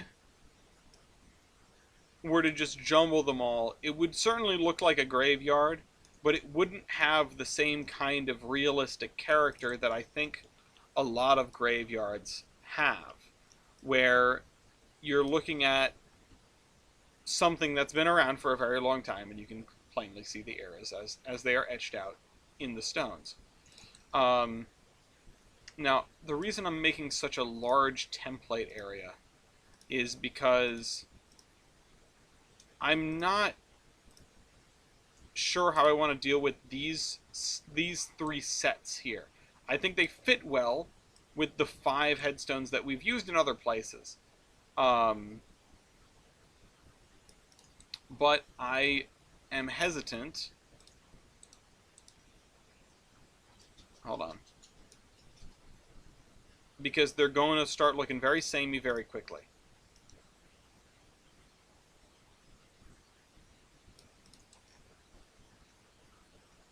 And notice how they're all at the end of this. I think I just need to grab a whole section. I need to take it. I need to move it over there. And the more I jumble this around and the bigger these sections, because you can make small sections all you want, but you're going to do a lot of work for that. The bigger these sections, the more I can sort of rearrange them and make sure that there is no pattern. That's what it comes down to. It comes down to ensuring that there is no pattern. Not even that there's no discernible pattern, just that there is none. Alright, do we want to keep... I think one of the things might be to change the orientation of all the gravestones. Right now we have them all facing this road. I think if we assume that the second era of the graveyard started with this section here, then we should have them face the front of the graveyard. The cemetery. And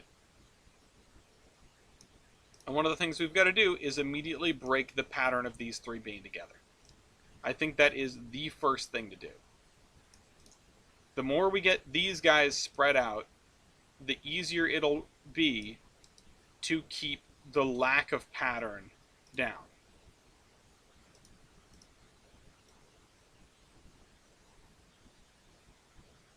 And leaving little holes here and there, making sure that things are in different rows than they were the last time we saw them, in different orders the last time that we saw them. And yeah, I'm going to be pulling from the segment that I made here quite a bit until we build this up even more. But yeah, see, now it looks like we're making a pattern, so I need to... humans are bad at random. Humans are bad at random, but I just don't want it to look like a pattern. And once again, humans are bad at random. I'm just grabbing those from over there. What I should be doing is grabbing these from over here.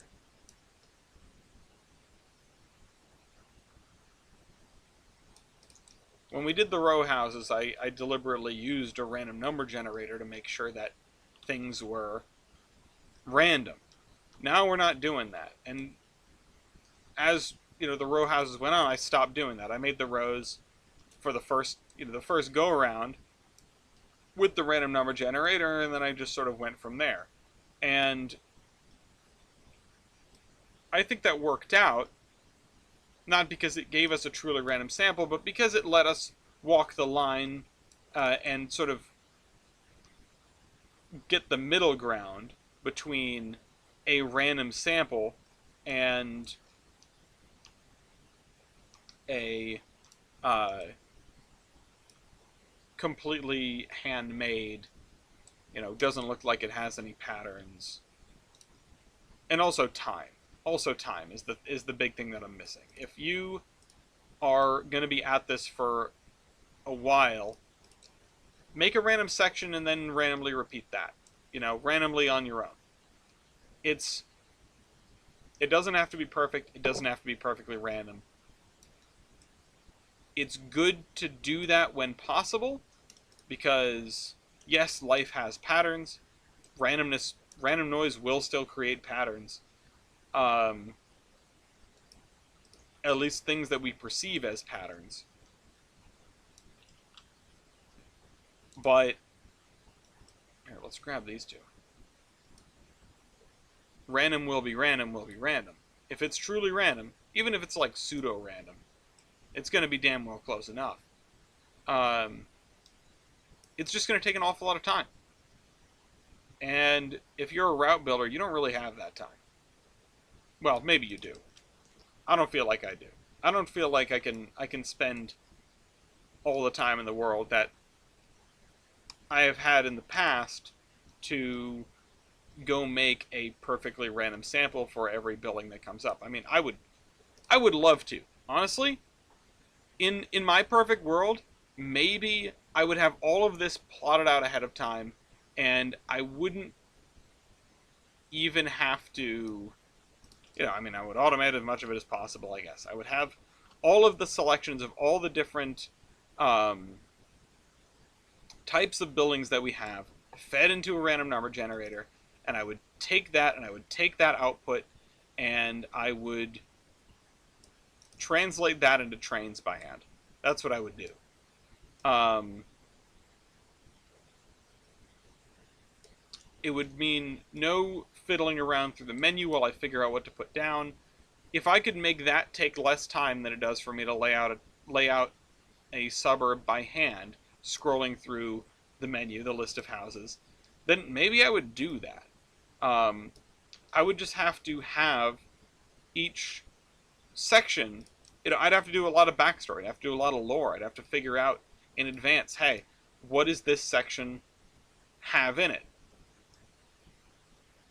What does this town look like? And honestly, if I could spend more time doing that and less time just sifting through the list of buildings, maybe that would be a benefit. Maybe that would make the route better overall.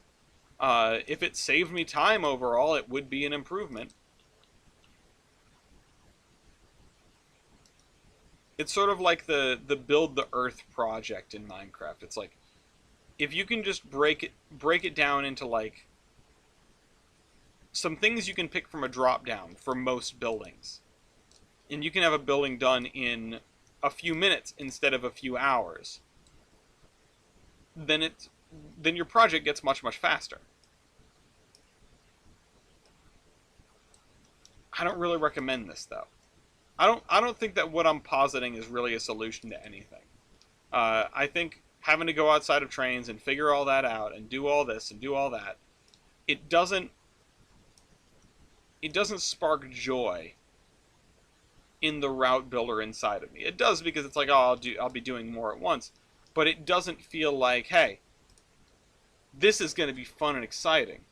This is going to be something that I can commentate over and like make comments on what I'm picking and what we're getting. If it's something where I lay out an area and I say, like, there's got to be 50 buildings in here, let's roll the dice. There's got to be 50 buildings in here, and they're mostly from this era in this income type.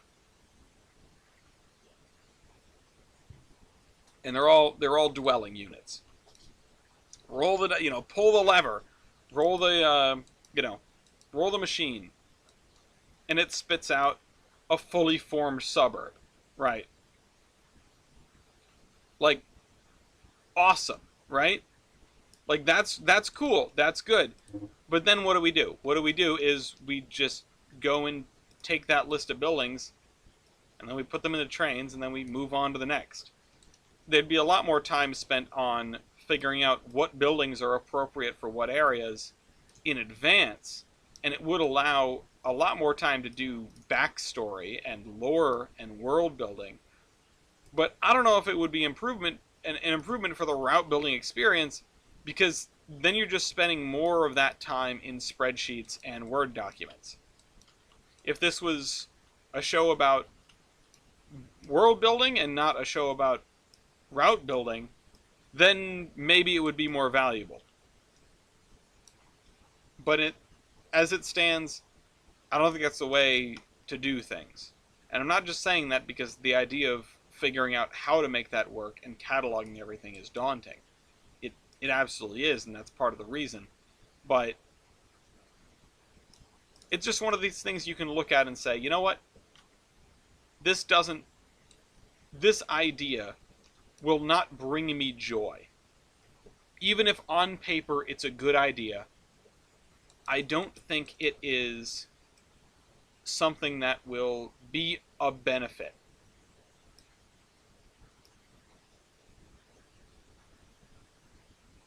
Let's put that right there. Let's just do that over again. Okay. I'm sort of treating these as like one big block when I probably shouldn't. Um,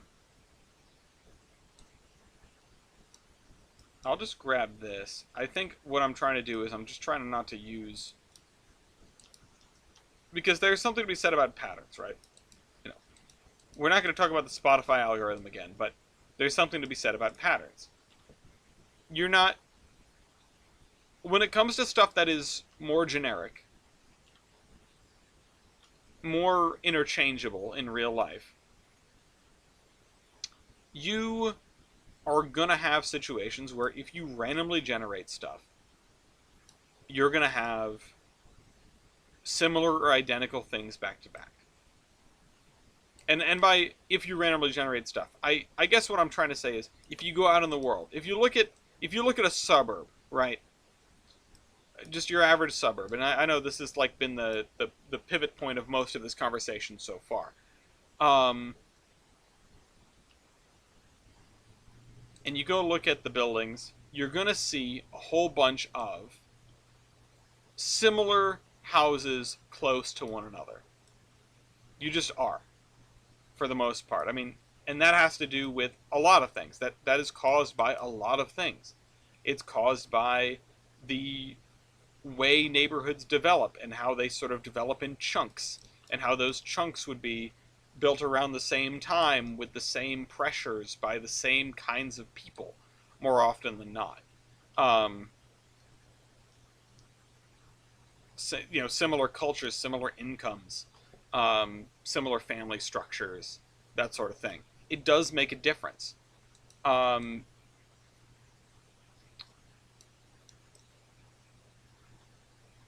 If you're doing that in Trainz, you sort of get the same thing, even though you might be averse to having so many similar-ish houses in an area that isn't explicitly all identical houses.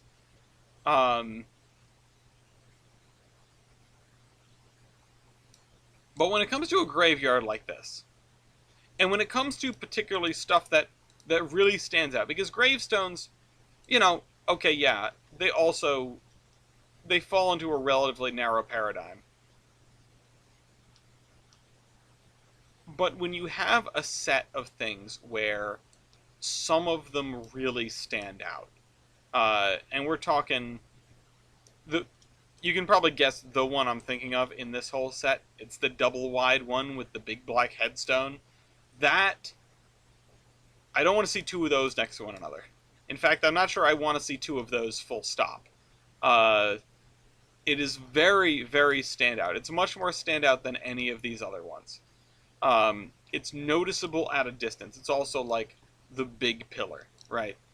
You don't want those just smattered in there. Those aren't going to be common. They're different. Everything else here kind of blends in with one another except for that. The equivalent is you have a 1950s neighborhood, but somebody moved in 2010, demolished a house, and built. Well, picture the house that the folks from Beetlejuice would have built. You know, this modern art sort of thing. Picture the Joe Pesci meme. What the is this piece of... you know, and that's not me trying to rag on modern design. Everything's got its merits, and I'll stand by that. I think there are some absolutely stunning modern pieces of architecture out there. And if you want that for your home, whatever, more power to you. It's your house. But if the neighborhood predates that kind of construction by 50 years, you know, digging into the lore a little bit, or even if it doesn't, even if you don't care that much about the lore, even if, you know, if the neighborhood has a certain character, the kind of neighborhood that you're building, and you have a house in there that makes sense to appear, whether it be wildly out of time because it's much newer, or much older, or much larger, or much smaller. You know, think of like one of the Spite houses, or think of like Carl Fredrickson's house, you know, being surrounded by new construction. You're only going to want that to show up every once in a very long while. You're not going to have two of them a block away from one another. And part of the reason I'm hesitant to do a, you know, random number generator is it's going to do that. Like, it's going to do that. That's part of randomness. For all that humans are bad at randomness, we are good with sticking to what we've come up with. You know, we think about every building we place. Will this fit here or not? And that's why we're bad at random, whether it be Trainz route building or anything else. Because we think about something in conjunction to all the things that came before it, which is not what random is. When you flip a coin and it lands heads 5 times in a row, the odds that the next flip is going to be heads is still the same as it was. It's still 50-50-ish. You know, to not get into any of the conversation about, like, oh, if it's landed on heads, 50-50. You know, 6 times, you know, so many times in a row, this weird statistical anomaly, better figure out if your coin is weighted strangely or not, or, you know, whatever. No.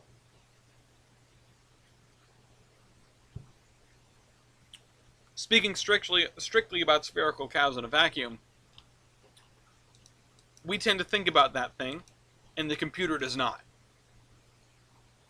So if you were to randomly generate a neighborhood, and you throw in a couple of options in there, which would be like, oh, I want this building to show up every once in a while. Every once in a blue moon, I want to see this. And let's say you do go through the procedure and, oh, what did I just do? Let's say you do go through the effort and, like, weight the probabilities so that thing doesn't show up very often. And then it shows up thrice. And they're all close to one another. And you go, well, no, this can't be. Like, we can't do this. Now you're going in there and you're interfering with the random and you're doing something, you know, on your own accord. Like, that's fine. It's fine. It's okay to mess with the random number generator, like the output, when what you're doing is trying to make a neighborhood that looks right. The RNG is there to make your life faster, and to make a random feeling sample. But you've got to go through and tailor it afterward. It makes sense to. It's smart to. And that's life with the... That's life with the row houses, too. The first bunch we did randomly. And there were no weird outliers in that sample anyway. There were no, like, oh, this can only show up a couple of times. With the garages, maybe. With the garages, I was being more careful about that because some of them really do look different. Actually, maybe that makes them the better example. I spent time going through, whenever we shift things around, even if I'm, you know, when I'm doing it by hand, all of the row houses that we have over there, they can all be substituted for one another. There's no reason why you can't have, you know, 5 of the same in a row. It won't even be noticeable, really, because they're all so similar. But when it comes to the garages, there are definitely some standouts. So when you're copying and pasting things around, you check on those and you say, like, okay, I don't want those to be too close to one another. I'm going to separate those, or I'm going to place only one of these and I'll replace this one with something else. You can do that. That's your prerogative. That's what you should be doing. Hi, baby. Hello. What's up? Food. What about food? I thought... I don't know.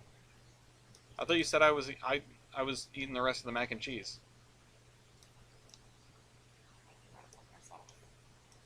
I mean, I assumed you had something in mind for yourself when you told me I was eating the rest of the mac and cheese. Do you want the rest of the mac and cheese? I will eat something else. What? What are you grumbling about? Oh, okay. That's too damn bad. Let's grab these, scoot these over here. This is going a lot faster because these headstones are a lot larger. The plots they take up are bigger. And honestly, that makes sense for a graveyard progressing through the eras. You know, it might not go this way. It might go sort of the other way around, you know, where you have... where you have a set of plots get smaller over time because they're trying to cram more people in there because people are dying to get in. But there is still going to be some dynamic, and that's the crux of this. And that's why anything you do with the random number generator, building a suburb, you've got to be aware of what's going into it. Because if you put garbage in, you're going to get garbage out. If you put just all sorts of, if you take every building with the word house in it, and you throw them into a random number generator, and it spits you back out a suburb that uses all the different houses you have, well, you're going to have a suburb that looks like schizophrenia. You're going to have a suburb that has no rhyme or reason. It is just going to be disorganized bedlam. If that's what you want, then that's fine. You get the whimsical suburb. But if you're trying to make something realistic, you need to tailor your inputs. You need to know what buildings you're going to want in a given area of town. You're also going to probably want to know how often you want those buildings to show up. Oh, shoot. Doing something with a weighted random number generator, there's another step on the whole thing, and I just grabbed the ground again, didn't I? Oh, no, I didn't. Wait, why is it so upset? Oh, no, I did grab the ground. Ah, shoot. Stop.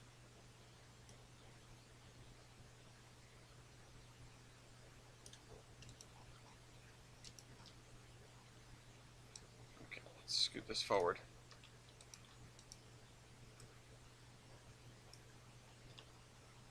Scoot this down this way. There we go. And we got a whole chunk of this still going. All right, where are we on the road trip? We're still going down the road. Oh, we did not make a right turn at Jones Corner. We're still moving. Where are we going?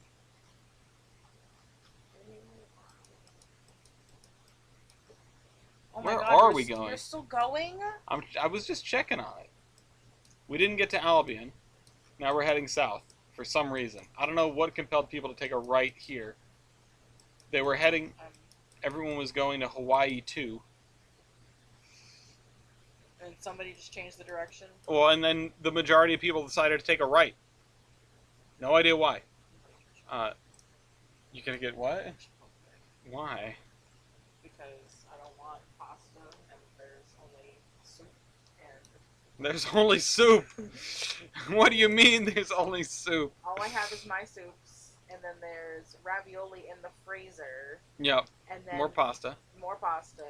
You get the frozen ziti or whatever. That's more pasta. Yeah, but it's the frozen ziti. That thing's probably freezer burnt to shit. Yeah, I keep pointing at it, and you keep going meh. I don't know why I don't know when we bought it. I don't know when we bought it. God. Maybe check the expiration date on that.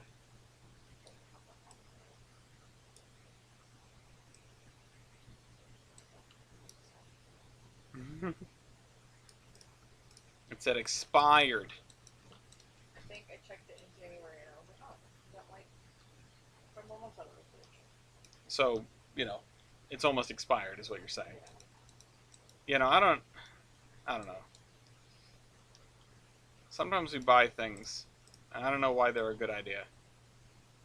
At least we got craisins. We're out of cake. Yeah. We've run out of cake. That's very upsetting. Okay. How much more do I do on this graveyard before I move on to the next thing? Okay, bye. I love you. Hi, Venkman.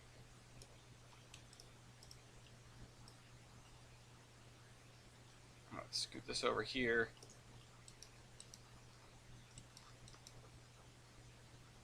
We're running this into the other thing. I need to fill in this gap with something. Let's find a pair of headstones like these two. What's up, baby?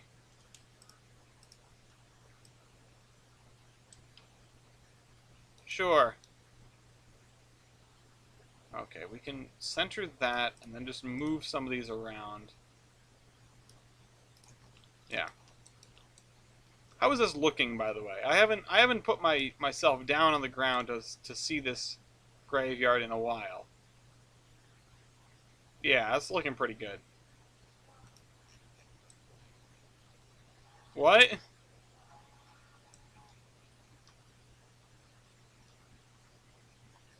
Okay. Yeah, I think that's enough graveyard for me today. It's 10 past 9, and I'm honestly not sure what to do next. We finished that corner over there.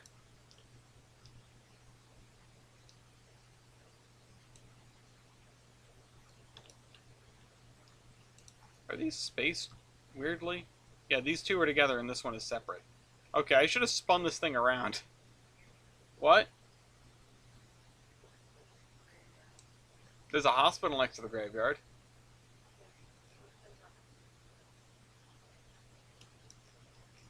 Oh, let's go over here to Dell's again. I mean, we could put something on the corner over here. Gloria keeps saying playground.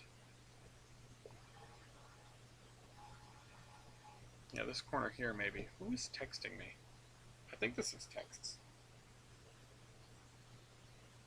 Oh. My mom got me another new pair of sneakers. I wonder what that's going to be like. Okay.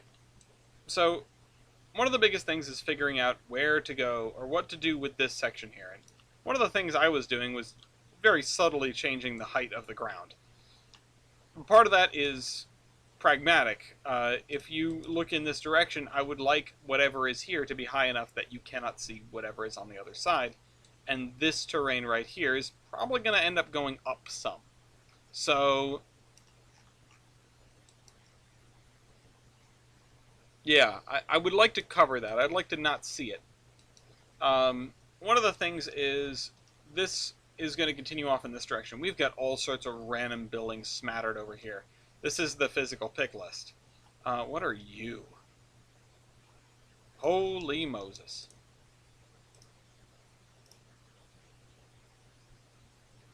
Stockyard.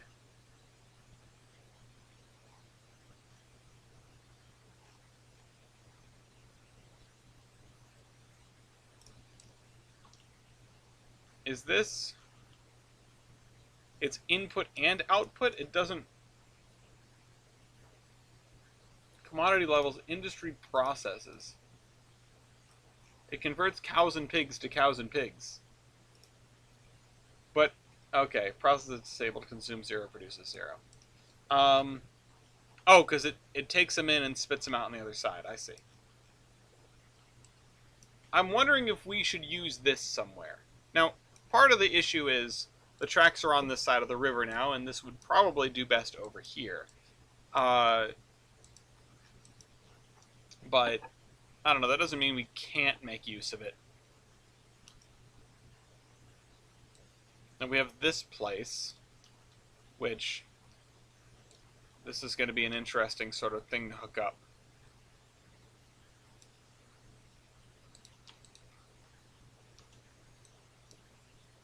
I honestly don't remember what I was thinking here in terms of what was going to be dropped off here.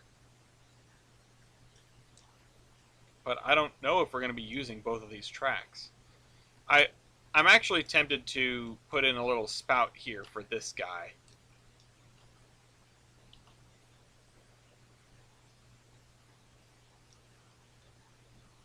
Corn Products International. I mean, this feels like... Okay, so we've got a spigot here. This feels like we could be loading up... Ethanol? What is that? Is that Freddy Fazbear? Molasses. Oh! Product and molasses. I don't think we have that anywhere. I don't think we have that for anything.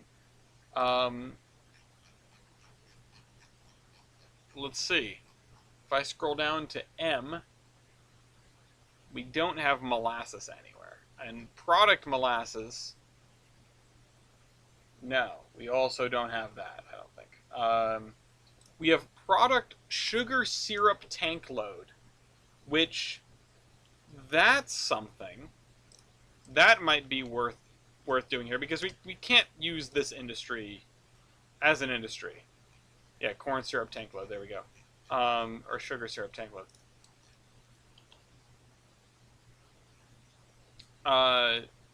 That I don't think. Yeah.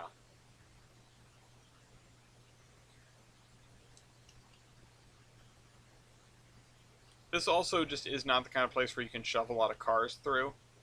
So I don't really know how this would work. Maybe we'll just have an offloading point for something really simple over here. But this is our track arrangement, right? And I talked about, like, okay, we finished 2 out of 3 of our triangles. We finished this one, we finished this one, and we worked on this one. Well, we did the graveyard. We could put something over here, like a school or a playground or something. I think the fact that we already have a big elementary school over here probably means that we don't need another one over here. But we could put in something that was a school. I don't know. Let me just see if I have anything over in the physical pick list that would fit in that corner as some kind of municipal building. This, no, because we use this for the hospital. So I'm just going to delete that. This, yes, this is it. This is coming with me.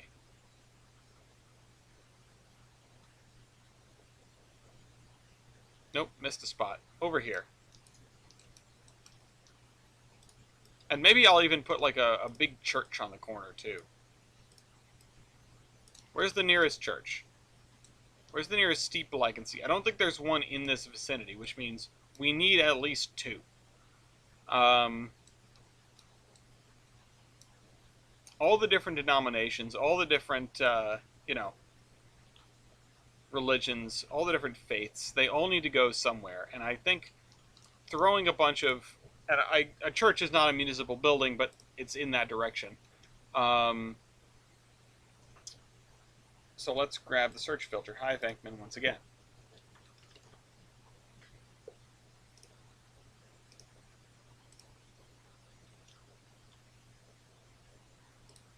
Red clapboard church. No, that's too small. This is too small and too country. New England church. This is like Baptist church sort of vibes. I'm wondering if there's anything bigger that we can squeeze into the corner here that doesn't look super out of place. I mean, that's pretty big, but that's probably about as big as I would want it to be.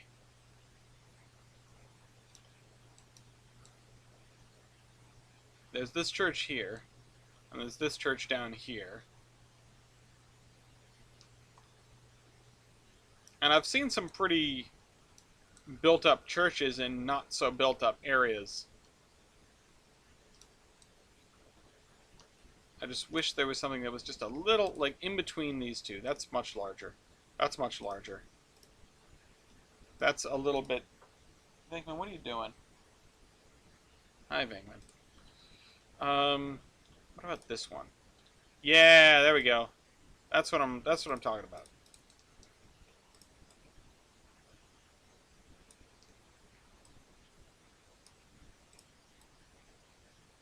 And honestly, we need to find a place for a different church as well. There needs to be one down here. Maybe even on this corner here.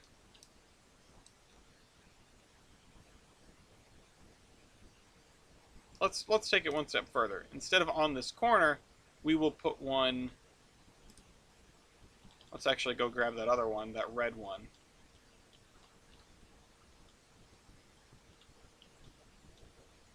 Here. It is a little bit smaller than I would have hoped.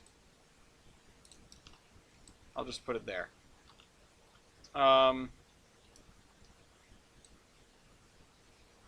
Something else we're missing from a lot of these is water towers. That's something that's going to dot the skyline a lot.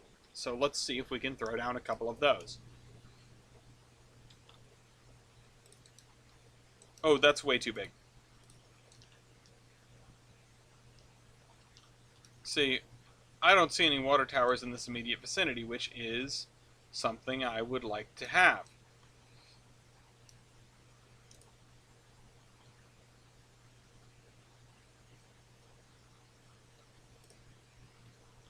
Cold water depot, industrial water tank.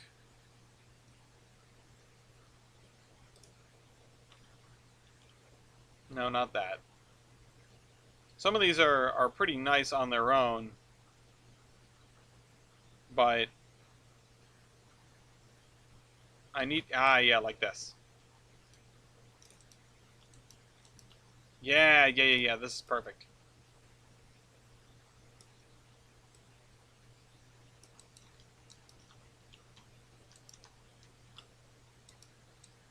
Yep, that helps. That helps the skyline. Church steeples and water towers. Two things you really can't go wrong with in a New England inspired place. Did I use the same tower over here? I did. Whatever, they look good. It's a really good looking tower. Um Whoa, Brunel Old Viaduct Pier. That's really cool looking. Um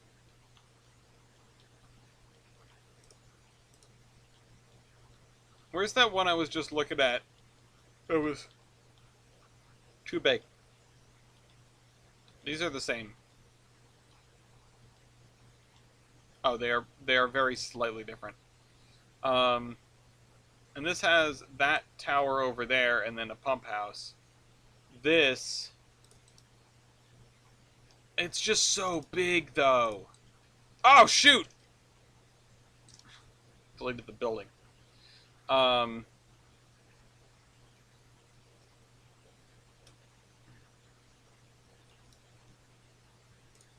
if this fits perfectly in here. Yeah, hell yeah.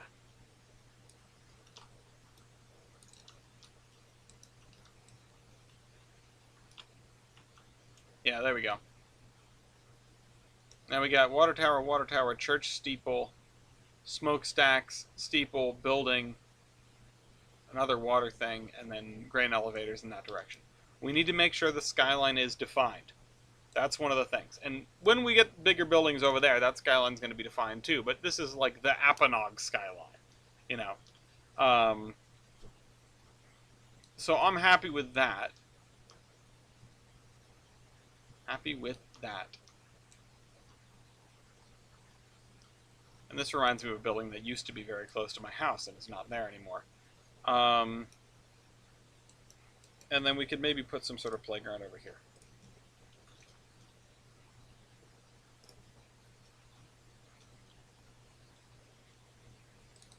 I don't know what exactly, but something.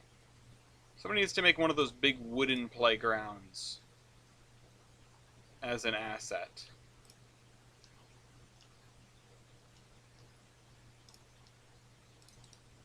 That's a nice one, actually.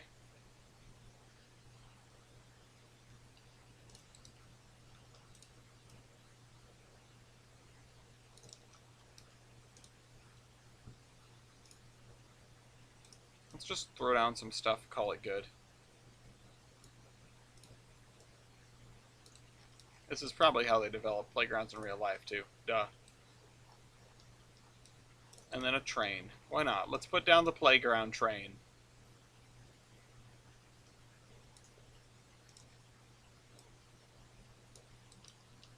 Oh, we don't have any swings, though.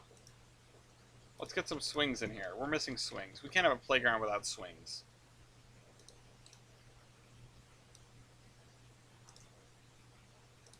There we go.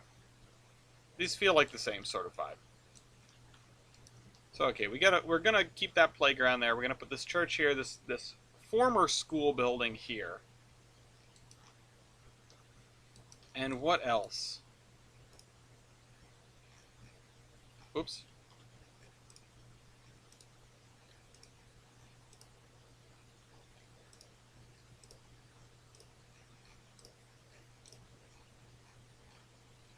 I don't know. Once again, I'm just sort of scrolling through the list of stuff. I don't know why this feels like it would go with this. I don't even really know what I'm doing at this point. I'm just putting down buildings. I don't know what my purpose is. I passed butter.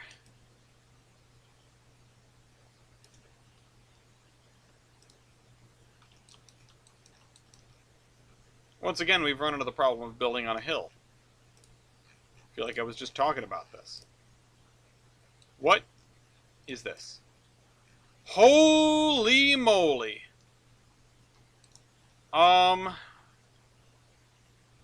Okay.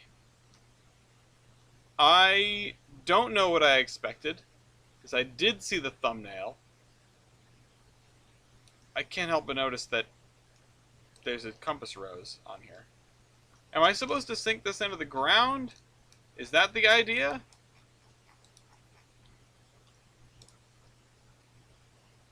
Oh, huge amounts of Z fighting.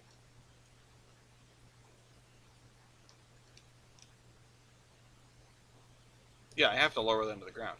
Oh, this is like a deflector. Okay, yeah, for our space program, we can put that down. Oh, and we also have Launch Complex 40. We have 39 and 40. Are there more of them? I don't know if I want the answer to that question. This is a huge place.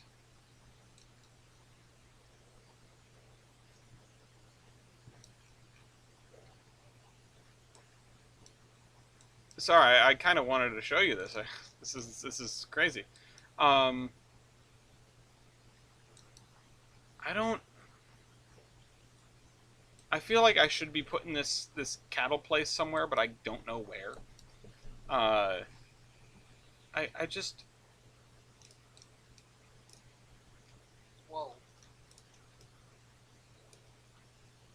You know, in case you wanted to have a Saturn V rocket on your Trainz route. I don't think that should go there. I think it's fine. It's fine. Okay, if you say so, that's your choice. But what do I know? I don't know shit. I guess. Well, yeah, I guess.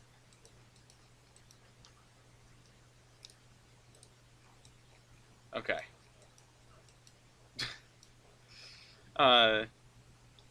Oh, it gets moved under the Saturn V the day of the launch. Ah, interesting. I did not know that. I figured it was just to catch the crap. I figured it was a flame diverter, but it lived where it was pictured. So, yeah, I don't. If we look at our arrangement here,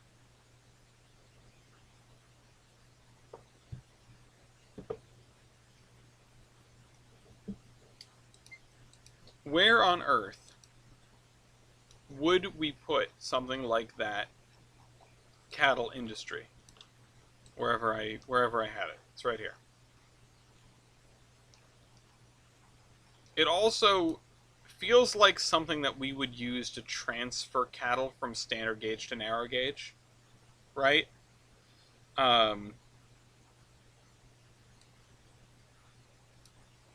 What is this supposed to be? This is just stockyard. Okay, so there's no description. I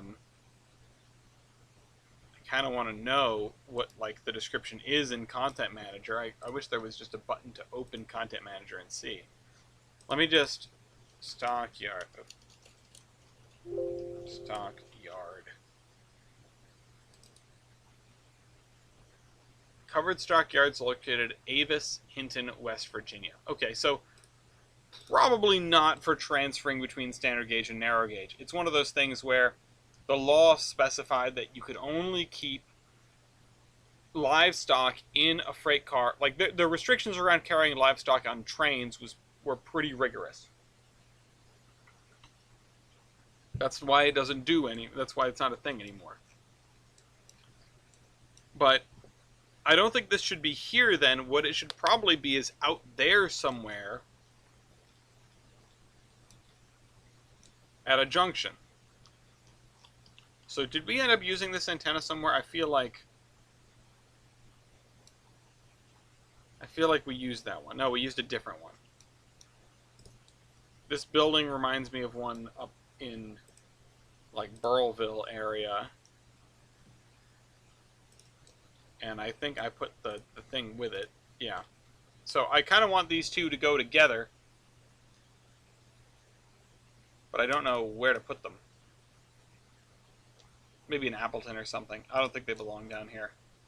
I think the time to like add industries to this area is like it has passed. I don't expect there to be anything else on the way out of town, except for maybe a couple of little industries, like maybe something over here. Um, I could see there being a little warehouse of some description. Not you, maybe something like this, if a little bit smaller. Something like this. But this almost looks too old. You are gonna have to go somewhere else, I think. What is this supposed to be? Hold on. Let's go back to Surveyor Classic.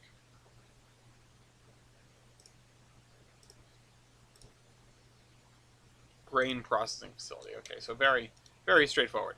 We're probably not going to use that here. We might need it somewhere else.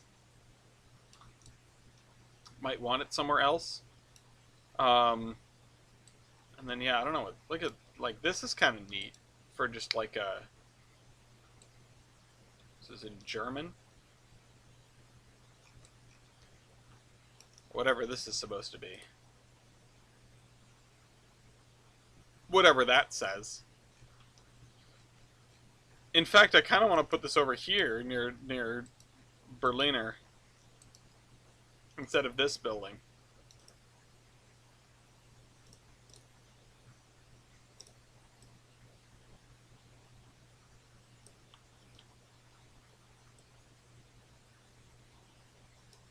They both have got the German thing going on. Maybe I can make them one building.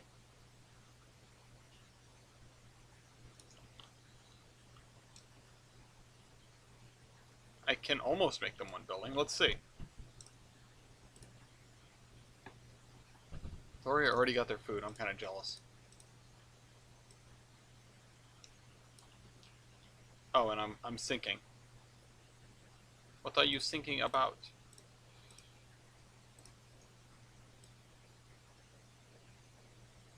Once again, we're running into problems with buildings not extending down far enough.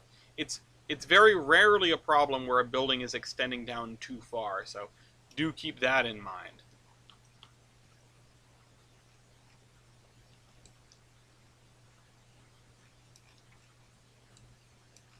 Those of you that are out there building buildings.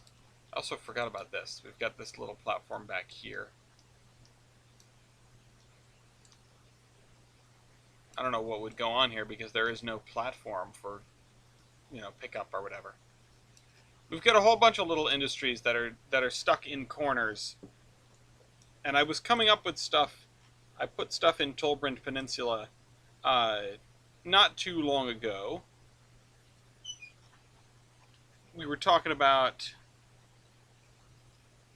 Oh, whatever. It got buried underneath talking about the shays. Urban switching, Claremont and Concord with a shay. And then I did say I wanted to add a soapworks somewhere. Probably not here, because we already have too much going on. Somewhere else. Maybe in Ravenbridge. But...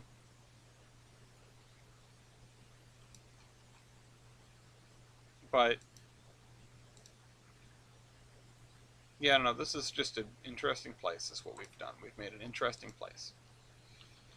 I'm trying to think of what little corners I can patch to fill the last 30 minutes or so, but I'm hesitant to start on anything else. I'm trying to think of what we're going to need to do and what the end game really looks like when it comes to getting these tracks out of town. I'm not sure this is it. I honestly think that, you know, there's going to be a fairly subtle rise here, I think. I don't know what that's going to be like. If we cross the river again, like my heart is telling me cross the river again. Surveyor Classic. But it wouldn't make sense to do that. This right here, if we curve around this way to sort of follow the river,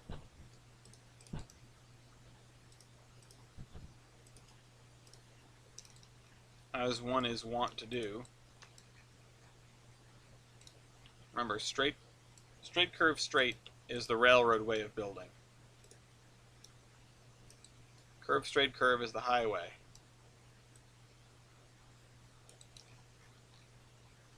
Reverse curves are not really great for anybody, and the railroad will move mountains to make sure that it gets to keep going in a straight line. So, trying to avoid the S curve that my instincts want me to put in here.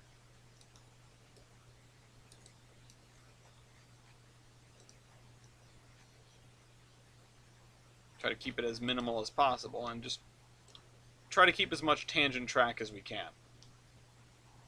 Especially considering the gradient here is not going to be anything serious. The ground underneath us isn't going to be anything serious. 0.29 is the grade. I actually was going to go down from that. I was thinking like 0.15.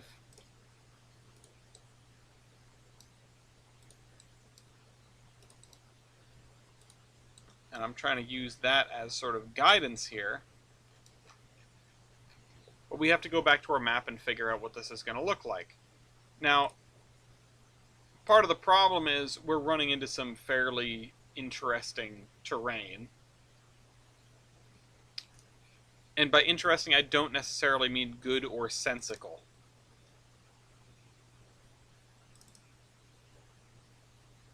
Last time I pulled this open to look at, one of the headaches was the fact that we're supposed to be going up and the other line's supposed to be going sort of down or up or something. And the landscape on the other side just was not playing ball. Like, it didn't make sense. Now, we should be going uphill because we're following the river.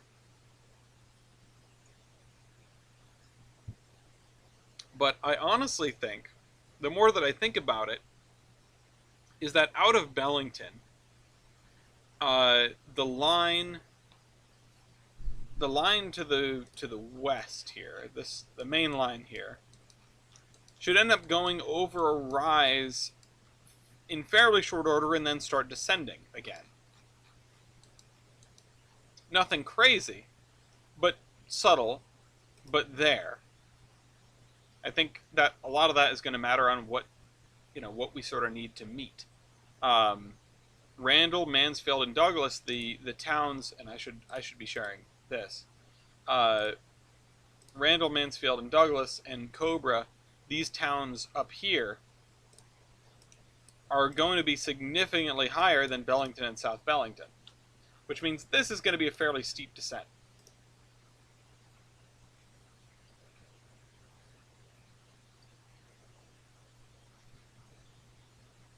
So this has to keep going up. And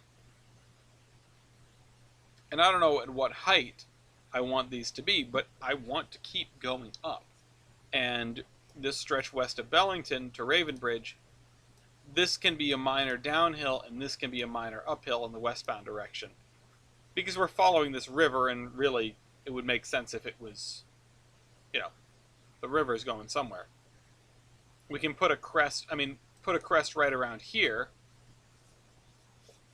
but this might be pretty dead flat until then, maybe with some very minor variations. So, like, heading uphill and then flattening out and then heading uphill a little bit over a crest down into this, and maybe we even put some steepness in here. Maybe like a whole 0.5% coming east out of this unnamed town to climb through this little valley and whatever that might end up looking like. I should probably redo the background here. I'd like to see what this looks like after all this time.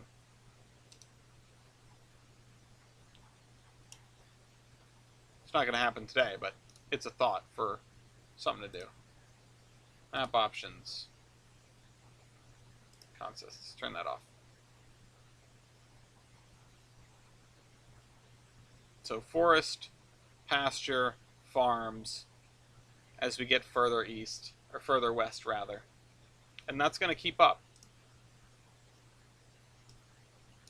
I just need to think about, I need to build out from here far enough that my stubs, the end of track, is outside of anything that I'm going to be building for the town. It's outside of the built up area outside of the town.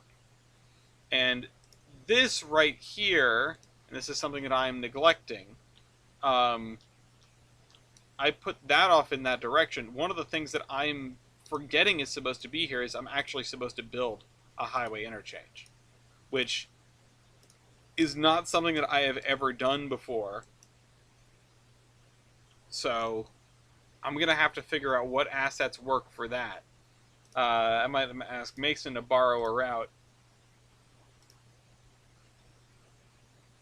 because we're going to have the interstate come in pretty much due... Oh, hey, Mason. Pretty much, you know, heading due west into here, into an interchange, and then heading out west, roughly parallel to that road there. So, yeah. And then this road, Yarnish Divided Highway. Yeah, I'll have to cross that bridge when I come to it. But this road, once we get out of the suburban sprawl that I want to make this stretch along here, it's going to drop back down to 2 lanes and just sort of vaguely follow the river.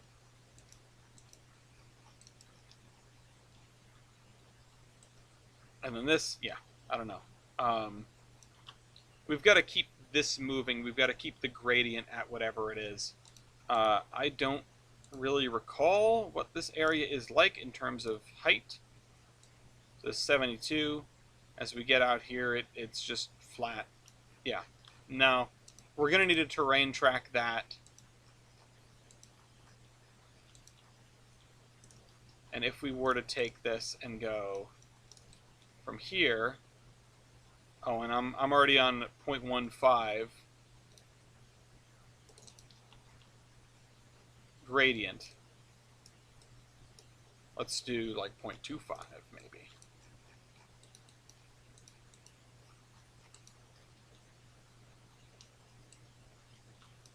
I mean, this is going to end up defining our grade. So let's just do 0.2 for a second. And then this is 72.6. This over here is, oops, this over here is 76.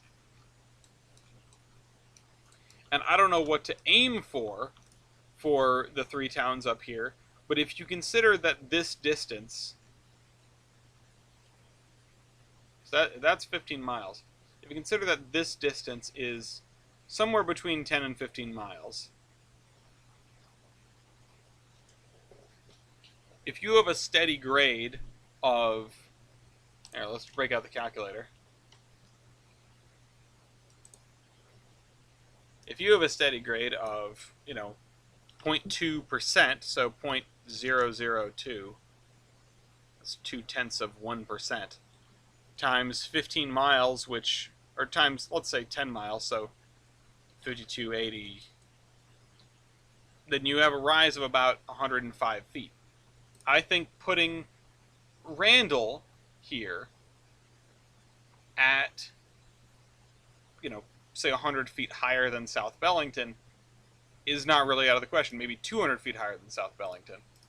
But this is all in meters, so that would be another 60 up. So we'd be going to like 150. Right? Quick maths. That's what we're aiming at. Howdy Douglas Wells. Howdy Douglas. Yeah. I'm being really bad about that lately. I think my tongue is... It's just not doing what it's supposed to be doing anymore. I need to be very deliberate when I speak now, or otherwise I'm going to develop a lisp without any provocation. I'm getting sloppy when I talk. Howdy, Douglas Welsh. Howdy, Ellis. My last day of school was today. I have to do graduation. There it is again. I have to do graduation practice tomorrow, and I fully graduate next Thursday. Congratulations. Graduation's a big deal. It means you can make it through. And a diploma looks good not just because it's a diploma. A diploma looks good because it shows that you are capable of learning. And that is more important than anything you have right now.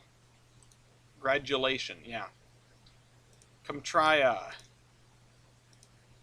also want to use this bridge. This is such a terrible bridge to have at like a major point in the river, but a major river crossing.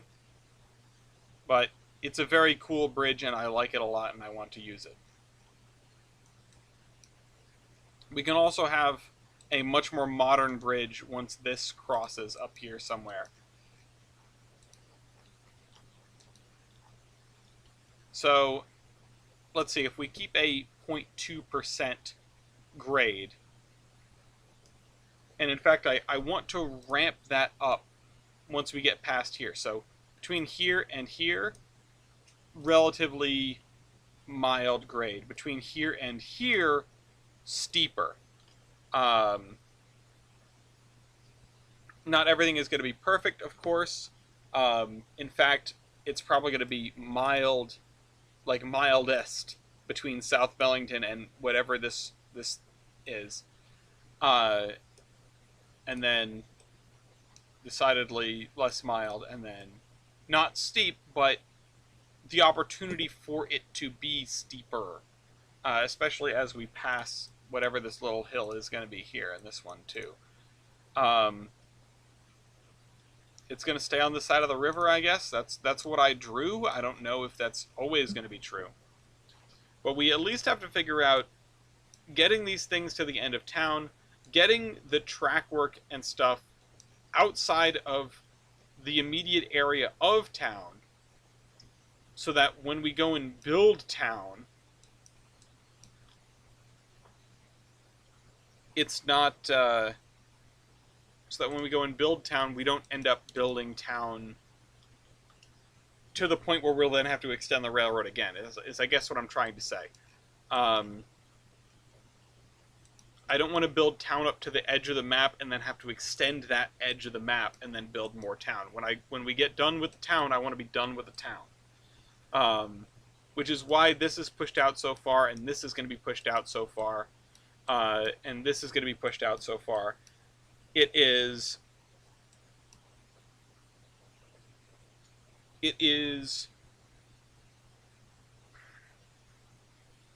insurance. It's insurance so that I don't have to worry about it ever again. I don't want to have to build more town when we go to extend the railroad here. I just want to start building out railroad. Alice's Bridge Talk Episode 1, Tunkanuk Viaduct. Tunkanuk. I like that bridge. Every episode is just going to be me saying I do like that bridge. But yeah, we can get this area done over here. And like I said, I might want to put another industry or two over here, maybe just a warehouse or something. We do need to put a coal dealer somewhere. Maybe that'll be over here. I don't know why it would be over here, but maybe it would be over here. It just got relocated after time. But I think I'm just going to wrap this up. Actually, we could probably put it over here. I need to look how it fit into Providence, and maybe how long it had been there. But I'm going to wrap things up now. I'll see you next week. And again, a shout out to... Oh, shoot. Oh, whoa. We turned... Oh, did we run out of Street View? We ran out of Street View. Did we? Banton Road. How did we turn around? Hold on. I thought I was about to end it, and here we are. Where are we? South of Palermo. We took a turn at Greeley Corner. Is this Banton Road? Turner's Ridge Road. No, we missed that one. Jones Jones Barbecue. We did. We ran out of Street View. That's hilarious.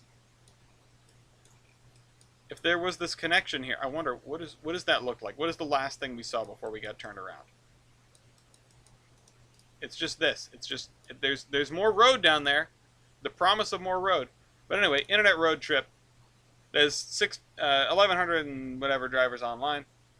Go check it out. It's a fun thing to sort of pay a little bit of attention to during the day. This is, excuse me, this is the Admiral.